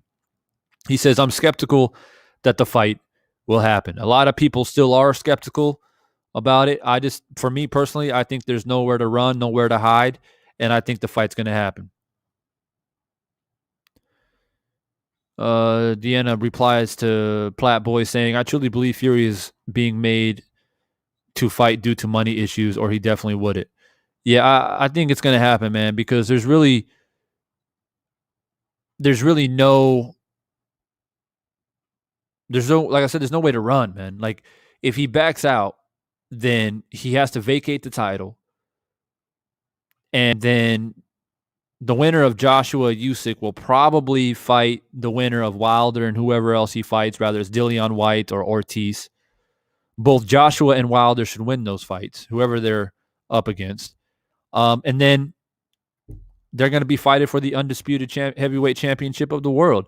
So Tyson Fury looks like a complete jackass if he gets out of the fight and basically shoots himself in the foot. I mean, he's already digging himself a massive hole already. I mean, if you're going to lose with dignity. Don't run. Don't back out. Don't cancel the fight. Lose with dignity. Wilder had to lose. Wilder lost. Wilder got beaten the second fight. He had to take it like a man. So return the favor. Q Wop, what's good? What up, Divine? Bro, Fury and his team are already making excuses. He doesn't want to fight that man. The clear evidence of cheating in the first two fights lets you know the fear is real. The fear is real. The worry is real. John Fury himself said that he's worried. And for those who, are just joining, I brought up Tyson Fury's Twitter page. Okay, here it is again. All right, and the first thing that's pinned up on his page is never judge someone by the exterior. Look, I looked on top of the world, but inside I was dying. Continuing to promote mental health. This was posted on August 6th. It's now pinned on his page. This is what he wants visitors to see when they come to his page right off the bat, is the constant reminder of his ability to overcome mental health issues. So, I find it ironic that you continue to ride that train. Then a couple days ago, he posted this video of his little girl supposedly off the ventilator, still in ICU from what I know, but is off of the ventilator. And there were a lot of rumors that if his daughter didn't improve, that they would cancel the fight. So hopefully this is positive news. And then down here, also on the same day, is him and his dad having a stroll in the park. Literally a week after his dad was basically talking shit about his own son, talking about he wasn't ready for the fight, or he's not looking ready for the fight. He doesn't agree with Sugar Hill and his training. And so they reunite, obviously, because Tyson Fury was probably like, hey, Dad, you're talking shit about me. That's not a good look. Let's meet up and have a cup of tea and take a stroll in the park. And I'll go on Twitter and let everyone know that everything's good and we're still friends. And he starts, I'll just play it for you guys. But take note that he starts it off saying, hey, guys, here's an update about Athena, who's his daughter, right? Who is off the ventilator. And then goes straight into talking about how he's going to smash Deontay Wilder. The 4 mile run there with my dad in the park here in Liverpool. Hope with the God that the baby gets out of hospital on Wednesday and I can start training for the big dosser, Deontay Wilder, which gives him about 7.5 weeks, which is plenty of time for a mug like that. The 4 mile run there with my dad. And he said, I actually just re-listened to that. Let me replay it. He actually says it gives Wilder 7 weeks, which is plenty of time for a mug like that. That's what he said. So he's trying to make it look like Wilder needs even more time to beat me, even though you haven't been training, you haven't been preparing, and now you're trying to twist it and make it as if, oh, Wilder needs even more time. So what, you got COVID because Wilder needed more time to train, right? Not you? That's what you're saying? You got COVID and pushed the fight to October 9th, not because you're not ready, and not because you got COVID, and not because you couldn't train, but because Deontay needs more time. Okay, got you.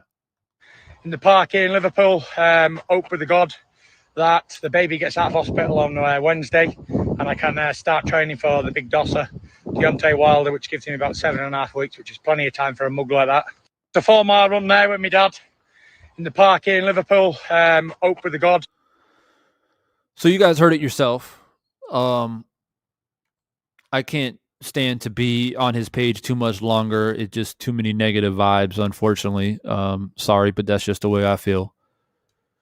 But in the meantime, what I want to do as well, for those, again, who weren't able to catch it, just to let you guys know, this is the video that I highly recommend everybody to watch, okay, where I dissected and broke down the entire second fight. And to make it even more entertaining, the live chat that was going on during the live film study is all here. And it's another interesting thing that you can read through as you're watching the film study. It's 2 hours and 50 minutes long. So that just tells you that I literally picked apart every single angle of the second fight. And as I said, not as a person that's trying to prove a point, but simply just showing you guys, like, look, these are things to look for, notable things. These are the reasons why these accusations came about. And I don't think at any point in time I even mentioned the gloves. I don't think.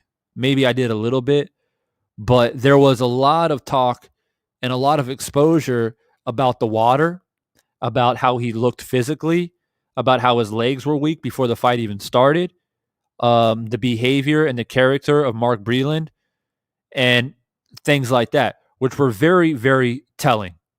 Okay. And it's so controversial and very telling to the point that PBC themselves tried to take the video down. But I was able to fight back and push back, and under fair use, be able to keep the video up.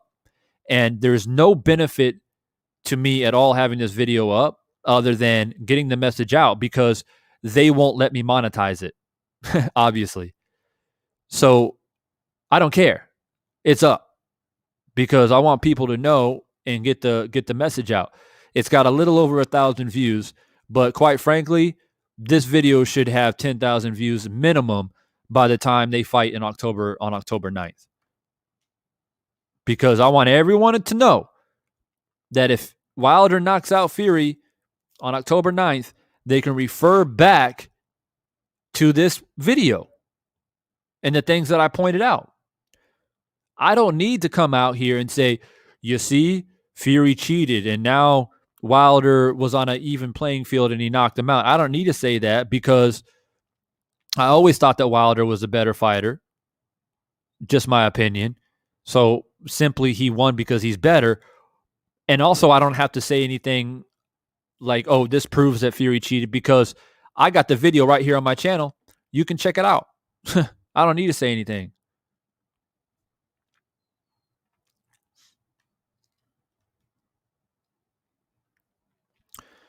Jalen Alexander says, you got to pay attention to the training videos. He's not trying to stay on the inside with Fury. He's training to utilize small, effective combinations while moving in and out of range. Exactly, Jalen. Thank you for your comment. Very intelligent boxing comment there. Appreciate it. Michael Watson, facts. What's up, Michael? Appreciate you stopping by, man. If you're not subscribed, make sure you're subscribed to stay a part of the conversation. And I appreciate your time. Yeah, K-Wop says, yeah, he got COVID to give Wilder more time. That's I heard it wrong, actually, the first time I played it. I thought he was saying, like, oh, he needs more time, or he has 7 weeks to train. But in fact, he's saying, no, Wilder has 7 more weeks to train. Mark says, Sugar Hill's the same cokehead dancing on tables and chairs. Tyson and Adrian Broner, party central. Adrian Broner, man. Poor soul. Poor soul.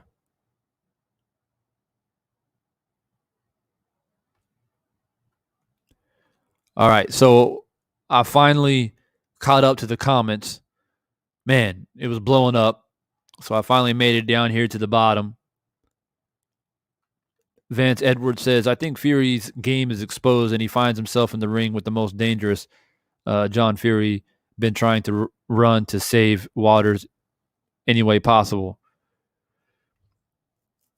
Yeah. I mean, if you guys haven't heard about the interview that John Fury did about a week or so ago, it's very telling, and he's very worried. Mark Watson been subscribed 100. I appreciate that, man. I really do. And so, for those of you who are curious and don't know, what I'll go ahead and do is bring up that video real quickly of John Fury and the interview that he made. It was by B Sport Boxing. All right.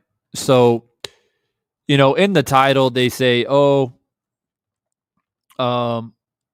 John Fury gives honest opinion update on Tyson Fury versus Wilder 3 and says his son will put family first. I mean, he did say that, but at the end of the day, like, that was the least amount of what was told.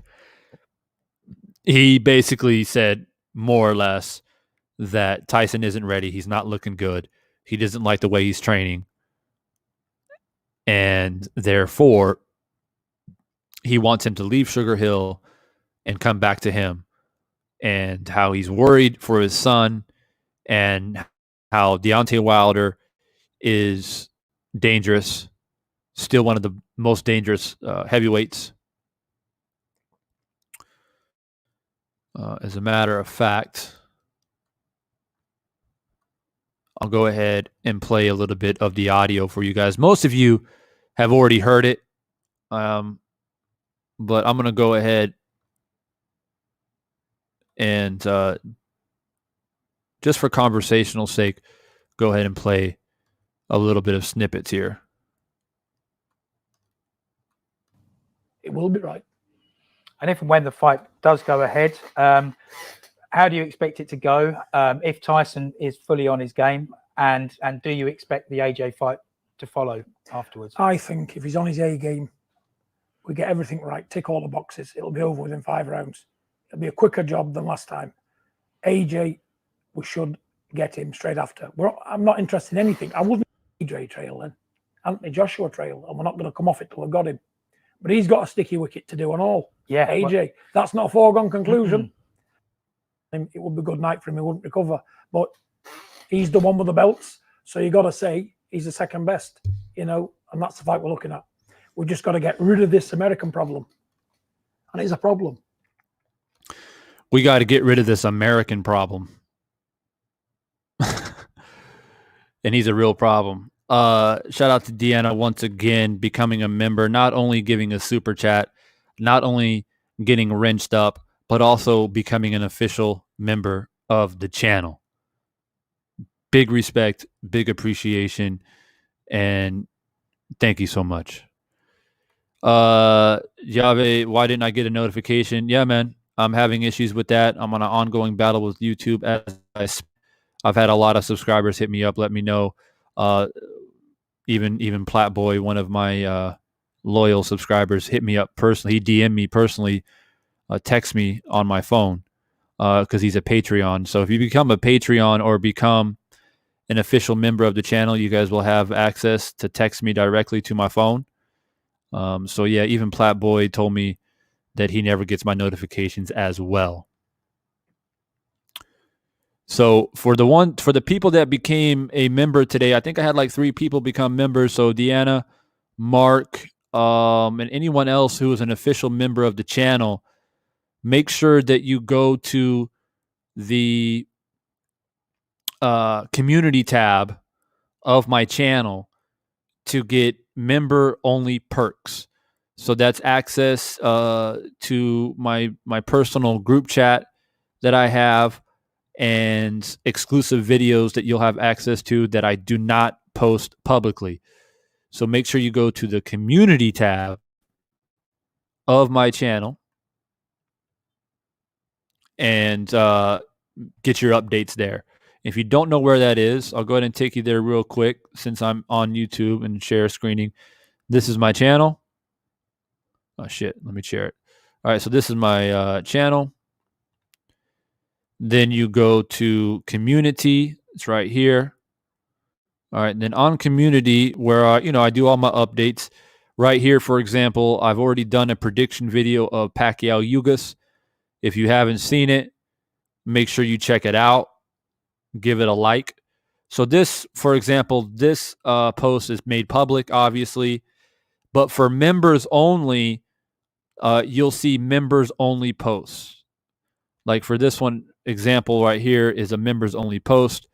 And so only you'll be able to see certain posts. So that's where you can find all of your information. All right, so now let's go ahead and get back to that video. Because he's out there, he's not under the watchful eye. He's around all his yes men when he gets out there. Because when he gets off the plane in Las Vegas, you got 200 yes men waiting for him, looking to get that from him. You know, because he's the Pied Piper, isn't he? You know, that's what he does. You know, people follow him around just to get what he can. Yes, Tyson, you're this, you're that, you're the best thing in the world. We love you. This kid's heard it all before in my life. They don't love you. They don't care about you. Just want your money and your profile and to make their status bigger by being around you. Look at this gym here. This is no flash gym, is it? Probably one of the worst gyms ever come in. But it's got the right essentials in here. All you need to make a champion. Because I do things properly. And I don't all them fake plastic pretenders around me. Because you know that size 12 goes right up their backside. That's what happens when they're around me. Get down that road. What are you bringing to my son's table? If it's I mentioned this the last time I went live and played this video, that one of my biggest pet peeves is when people talk, they can't sit still. And you can hear it in the audio of this damn chair that he's sitting in, constantly squeaking. You can't sit still for literally 2 seconds. It's like he's got this nervous energy. Like pay close attention, guys, to the squeaking of the chair and the way that he talks. Seriously. don't love you. They don't care about you. Just want your money and your profile and to make their status bigger by being around you. Look at this gym here. This is no flash gym, is it? Probably one of the worst gyms ever come in. But it's got the right essentials in here. All you need to make a champion.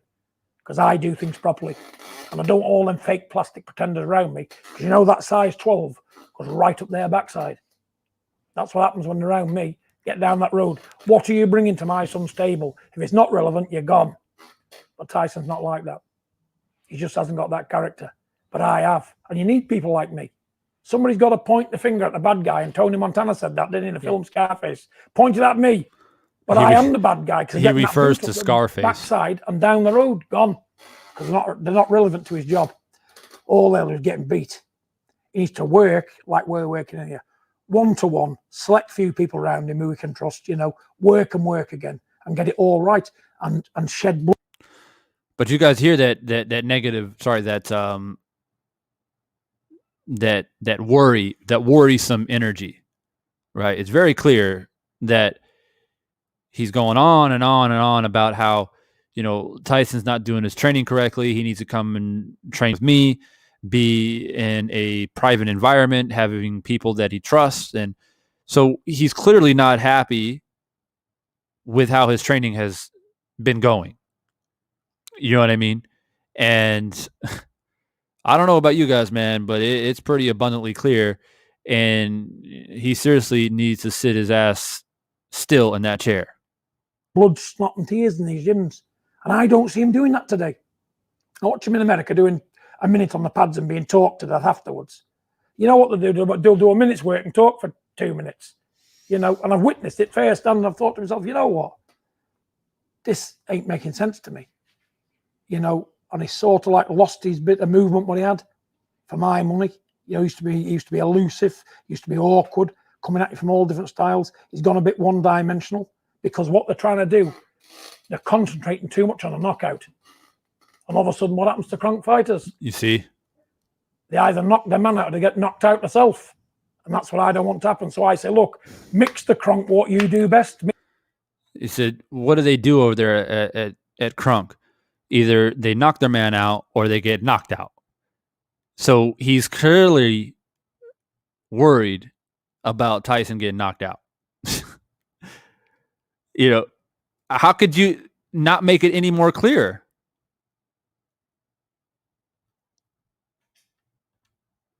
Mix the two together, become a box fighter and do it in intervals. When the timing's right, fight him. When the timing's wrong, box him. How can you lose that kind of mentality? But if you're in that man's field and you're doing what he does best, and your head ain't moving, and you're coming in straight lines, and you're this, you're that, you're opening yourself up to a knockout, aren't you? And you can't do that with big, dangerous punches like Wilder. I say box his head off, punch him up for 15 or 20 seconds every round, and if you know you've got him, unload on him. But until you know you've got him, box his head off. And he just said, like, you can't mess around with somebody like Wilder. So now he's giving Wilder credit when a couple of weeks ago, you're going to smash him.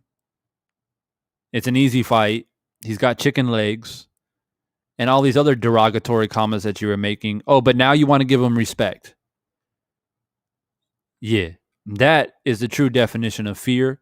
That is the true definition of being worried for your son, as a father should be, when you're going up against a juggernaut like Wilder, who has been training ever since the end of the second fight. And your son has trained a maximum of 2 or 3 weeks on and off since the fight was announced to originally be in July 24th. He wasn't training. Let me say this again. He wasn't training and preparing because he doesn't take Wilder serious. He thinks it's an easy fight. He thinks he doesn't have to prepare or change any tactics because he thinks that Wilder's a one-trick pony. He doesn't respect Wilder's athleticism. He doesn't respect Wilder's boxing ability. He supposedly, and I say supposedly because he never proved it, that he got COVID. So he couldn't train because he had COVID. He couldn't train because his daughter was placed in ICU. He couldn't train because he hurt his elbow. He couldn't train because he hurt his knee. He couldn't train because he was doing deadlifts like a retard. And the list goes on why he couldn't train.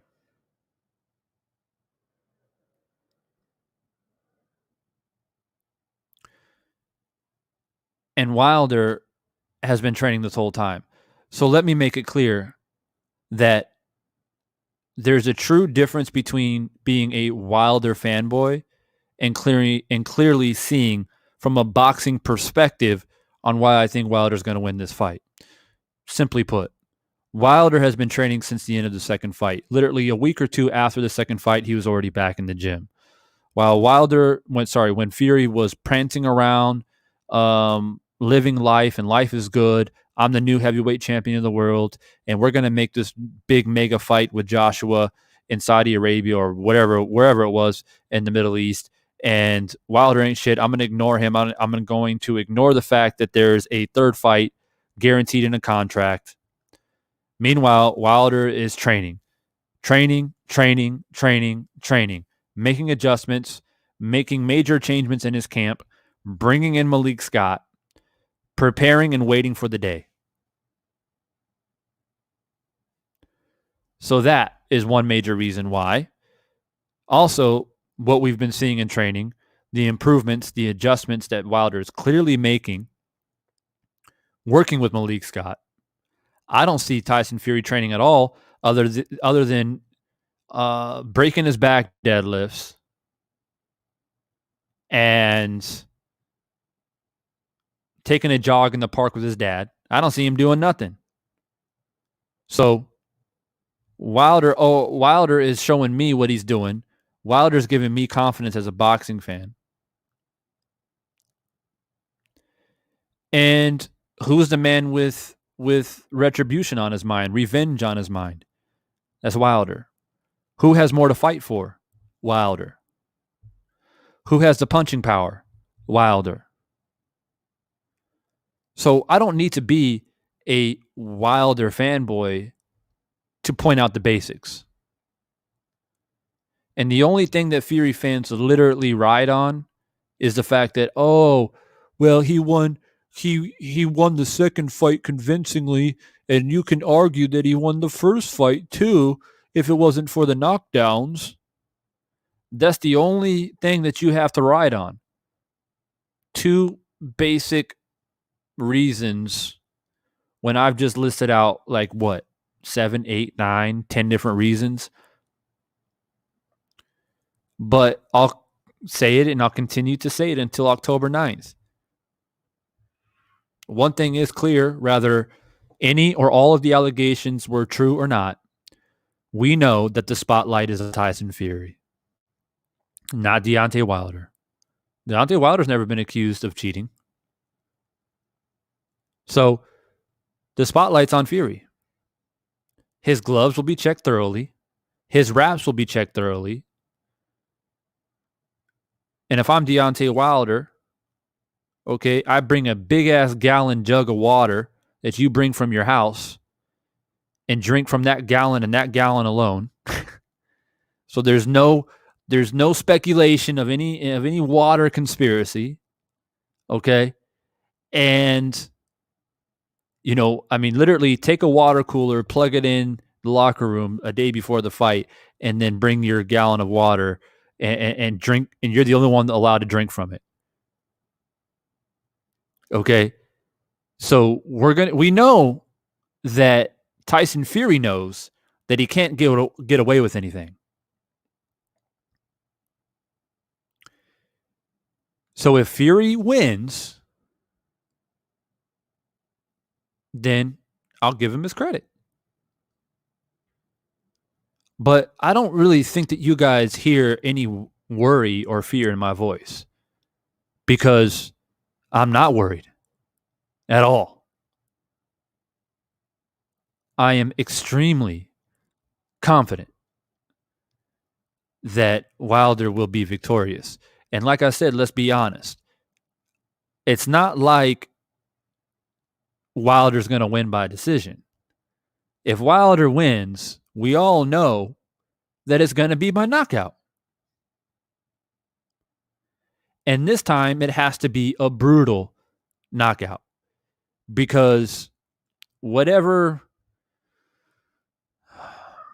fairies or gods or whatever is hovering over Tyson Fury that made him get off the canvas in the 12th round of the first fight, Wilder needs to not only knock out Tyson Fury, but he got to knock out the fairies too. And whatever gypsy spell is laid upon this man, he's got to knock it all to the afterlife.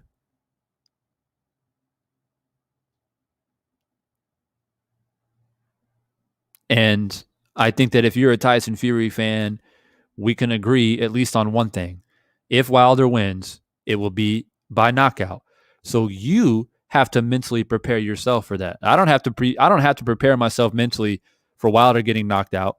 I think that if Fury wins the fight, it's going to be by decision, because he's going to go out, he's going to realize that he can't do what he thought he was going to be able to do like he did in the second fight, and he's going to resort back to trying to box, use his flick and jab, try to be slippery, make it difficult for Wilder to box. And it might become a boxing match. And if he does win, he'll win by decision. So I don't have to worry about Wilder being knocked out or stopped. Okay, the second fight, in a way, it's like a fluke, basically. It happened, but it won't happen again. So I'm not worried. I'm not worried at all.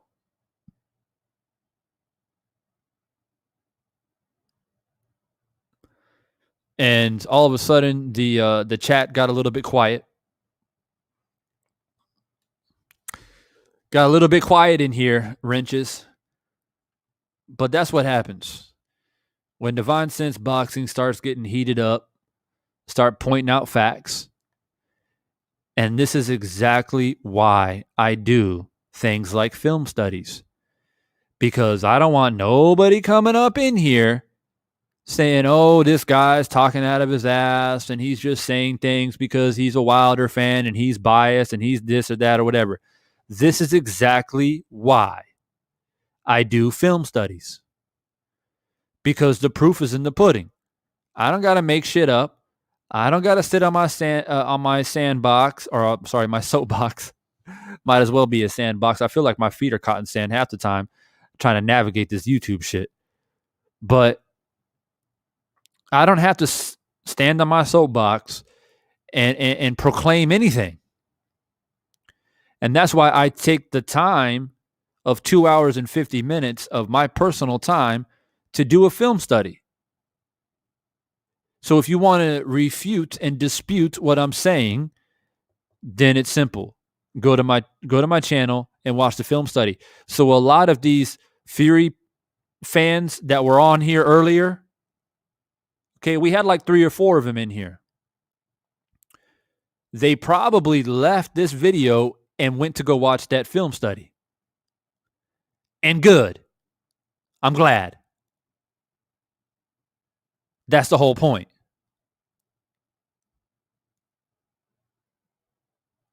That's the whole point. And that's why I do it. And I'll probably do a film study of the third fight too, just so we can lather and soak up the victory together. What a glorious moment that will be. It won't be a film study. It will be a celebration. And we'll watch the fight together. And PBC, they probably won't try to take my video down then because it's not a film study. It is a celebration. And their fighter won. So they'll probably let me keep it up and they'll probably let me monetize it. That's the irony.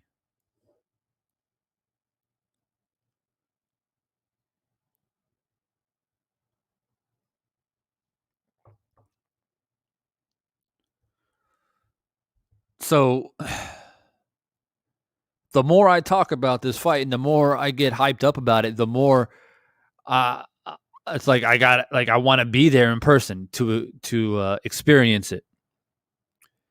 But rest assured, whether I'm there in person or not, we're going to celebrate either in person or on here, or probably on here regardless, because obviously I'm not going to meet everybody, all my subscribers in person, but it's going to be celebrated in grand fashion here.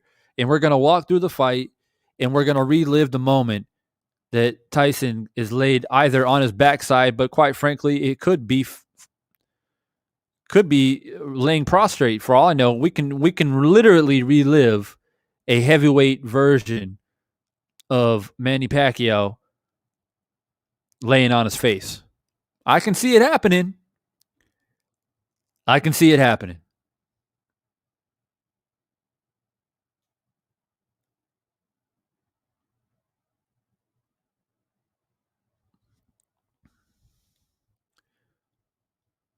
Mark says, white man supporting a black boxer, irrelevant. Truth is what I respect. And I respect you, man, for being respectful. And for me, it has nothing to do with race. It has to do with, like you said, spitting facts. And I have favorite fighters of all different colors and backgrounds. My all-time favorite fighter is Willie Pep, who's obviously white. I've always been a big supporter of David Lemieux, who's obviously white. I'm a big fan of Jack Dempsey, who's obviously white. But I'm also a huge fan of Pernell Whitaker and Floyd Mayweather and obviously Deontay Wilder. So I'm a boxing fan first. I leave all that other race shit at the door, man, because that, at the end of the day, it takes a man to win a fight. It takes skill, it takes heart, it takes desire, and it takes the man to go in and win a boxing match. Opinion of race is irrelevant. You can have all the opinions you want, but the man has to go in there and do the job. And I invite you to go and listen to Hot Boxing with Mike Tyson. I don't know if you guys ever listened to it. I love watching that, by the way. Mike Tyson has his own podcast. And he had Evander Holyfield on there. And Evander Holyfield said a very compelling story, if you guys haven't seen it. And he was talking about, they took it back. When Mike asked Evander to take it all the way back to the beginning on how he got into boxing. And he started telling a story on how, he was like 8 or 9 years old and he figured out that, he can punch, right? So he started boxing, and he said in the podcast, he said, one thing I realized is that is white boys couldn't beat me. Every time I got into the ring with the white boy, I knocked him out. And so he got super confident that anytime he went into a tournament, by the time he was 11, 12, 13 years old, and he knew that he would have to fight a white boy, that he would win. But guess what happened? He ran into one particular white boy who he said he lost to not once, not twice, but 3 times in tournaments in his preteens. And he said, I then realized that anybody can beat your ass on a given night. And that comes from the former heavyweight champion of the world, Evander Holyfield. So people could miss that bullshit with me when they come in here talking about, you know, I get comments all the time that I have to go through and delete and filter about who the hell is this white dude supporting Wilder? He hates his own race. He should be going for the white man because he's white. I don't got any time for that.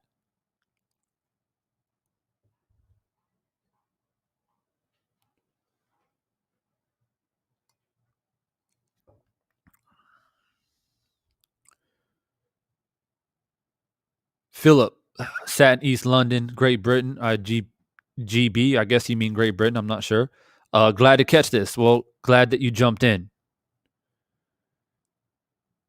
Jave B-Hop, hop straight out of the ring. Hashtag Joe Smith. Yep.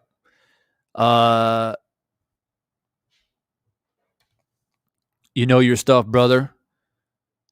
Vince, I'm not sure how you pronounce your first name. But look, man, I appreciate you stopping by as well. Hopefully you're subscribed to the channel and stay a part of the conversation if you're just dropping by for the first time.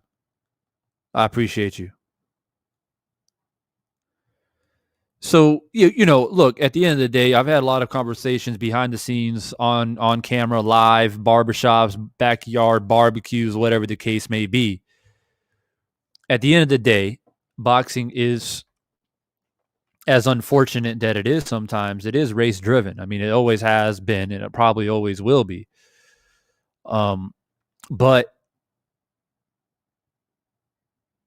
when it's all said and done, you have to understand that, as I said, that race really doesn't matter, because even the greatest fighter of all time, in my opinion, and in most boxing heads' opinions, is Sugar Ray Robinson, right? And Sugar Ray Robinson will be the first one to tell you about his epic battles with Jake LaMotta, Gene Fullmer, Carmen Barcilio, all white dudes who gave him hell and who he fought 2, 3, even sometimes 4 times to try and prove a point that he was a better fighter. And he lost of some of those fights.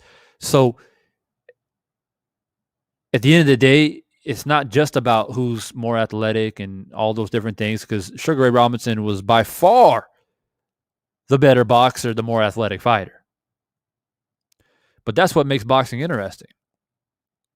You can be the most unathletic guy, but when you have grit, heart, and determination, sometimes that's all you need. So that's what makes boxing interesting. And when you talk to actually, when you actually speak to boxers who have been in the ring and have put that work in, they can tell you straight up, like, you take, no matter who your opponent is, whoever's across that ring in the neutral corner, Hispanic, Asian, white, black, whatever it may be, you take every opponent seriously. And Evander Holyfield had to learn that at a young age. He got overconfident. It's like, it's a guaranteed victory anytime I have to meet up with a white dude. It's a guaranteed victory. until he lost, as I said, not once, not twice, but 3 times to one particular white dude in tournaments going up to do the Junior Olympics. It's a very compelling story, and I invite people to go listen to it. And that's why I don't get involved with this race baiting. I unfortunately was dragged into it years ago when I had my original channel and had some unfortunate beefs on here, man. But I just don't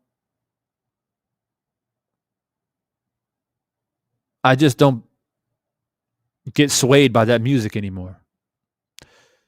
So that's what it is, guys. And another successful live today. I appreciate you guys. And all of the super chats, all of the new members that have just joined the channel. I think we had 3, 4, maybe even 5 people join as official members of the channel. Big respect. I do this for you guys. I really do. Oh, Andrew is still here. Andrew's still here.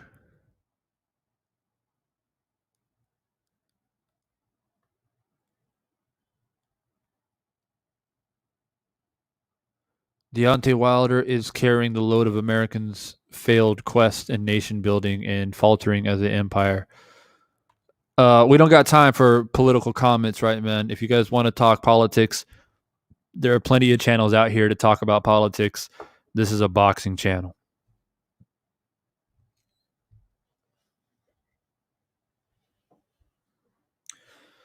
And quite frankly, I was in the military and I had enough of politics, and I just don't have the time or patience for it. But like I said, there are plenty of channels out here if that's what you want to talk about.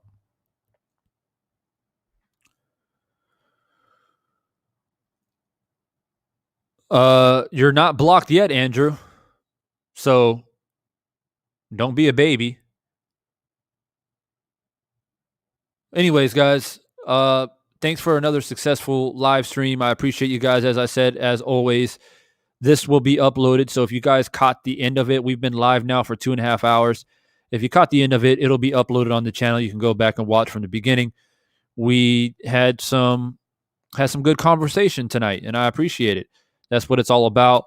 Make sure you guys click that like button before you bounce out. Make sure that like button is jabbed to the maximum. Make sure that you voted in the poll. And speaking of the poll, let me go ahead and check the results. I haven't checked it in a while. Will Tyson and his team make up excuses if he loses on October 9th? 78% says yes, that Tyson will make up excuses if he loses. 79% to 21%. That is very telling. That is very telling. Oh, and by the way, all the people that have become members recently, official members of the channel, if you go into the emoji area of the chat, so it'll be right below the chat bar, you're going to have access to custom emojis. We've got Angel Garcia. We've got Deontay Wilder. We've got Earl Spence. We got Manny Pacquiao. We've got Let's Go Champ, Shannon Briggs, and of course, the infamous Muhammad Ali. So those are your custom emojis, which I have created for all of my official members that you can use during live streams. And of course, you have the icon, the badge, I guess, next to your name. You get one single red sword. I am a history buff, especially Greek and Roman history, hence why I use sword badges. And if you stay an official member for 2 months, the badge will be upgraded to 2 crossed swords. So we're having some fun with it. And in the meantime, you continue to support the channel, which is the greatest honor that I can have by any of my subscribers. All right, guys. I'm going to go ahead and bounce out of here, go on with my day. You guys have a good night and be safe, be positive. and probably going to talk about Canelo and Plant. From what I heard, that the fight has now been reannounced and confirmed from what I heard. So I'll be talking about that. And of course, we are inching closer, just a few more days away from Pacquiao and Ugas. So I will probably be talking about it at least one more time before the fight. And then, of course, having a watch party. If you guys want more details of the watch party of the fight, just keep your eyes out. And YouTube be on that BS sometimes about notifying my subscribers when I go live. So make sure you just every once in a while jump to the channel to double check. I have to do that with 78. FYI, 78. It seems like I never get any of his notifications. So I just go to his channel a couple times a day to see what he's up to. So you may have to do that with me as well. But in the meantime, I'm going to go ahead and bounce up out of here. Respect as always, and peace.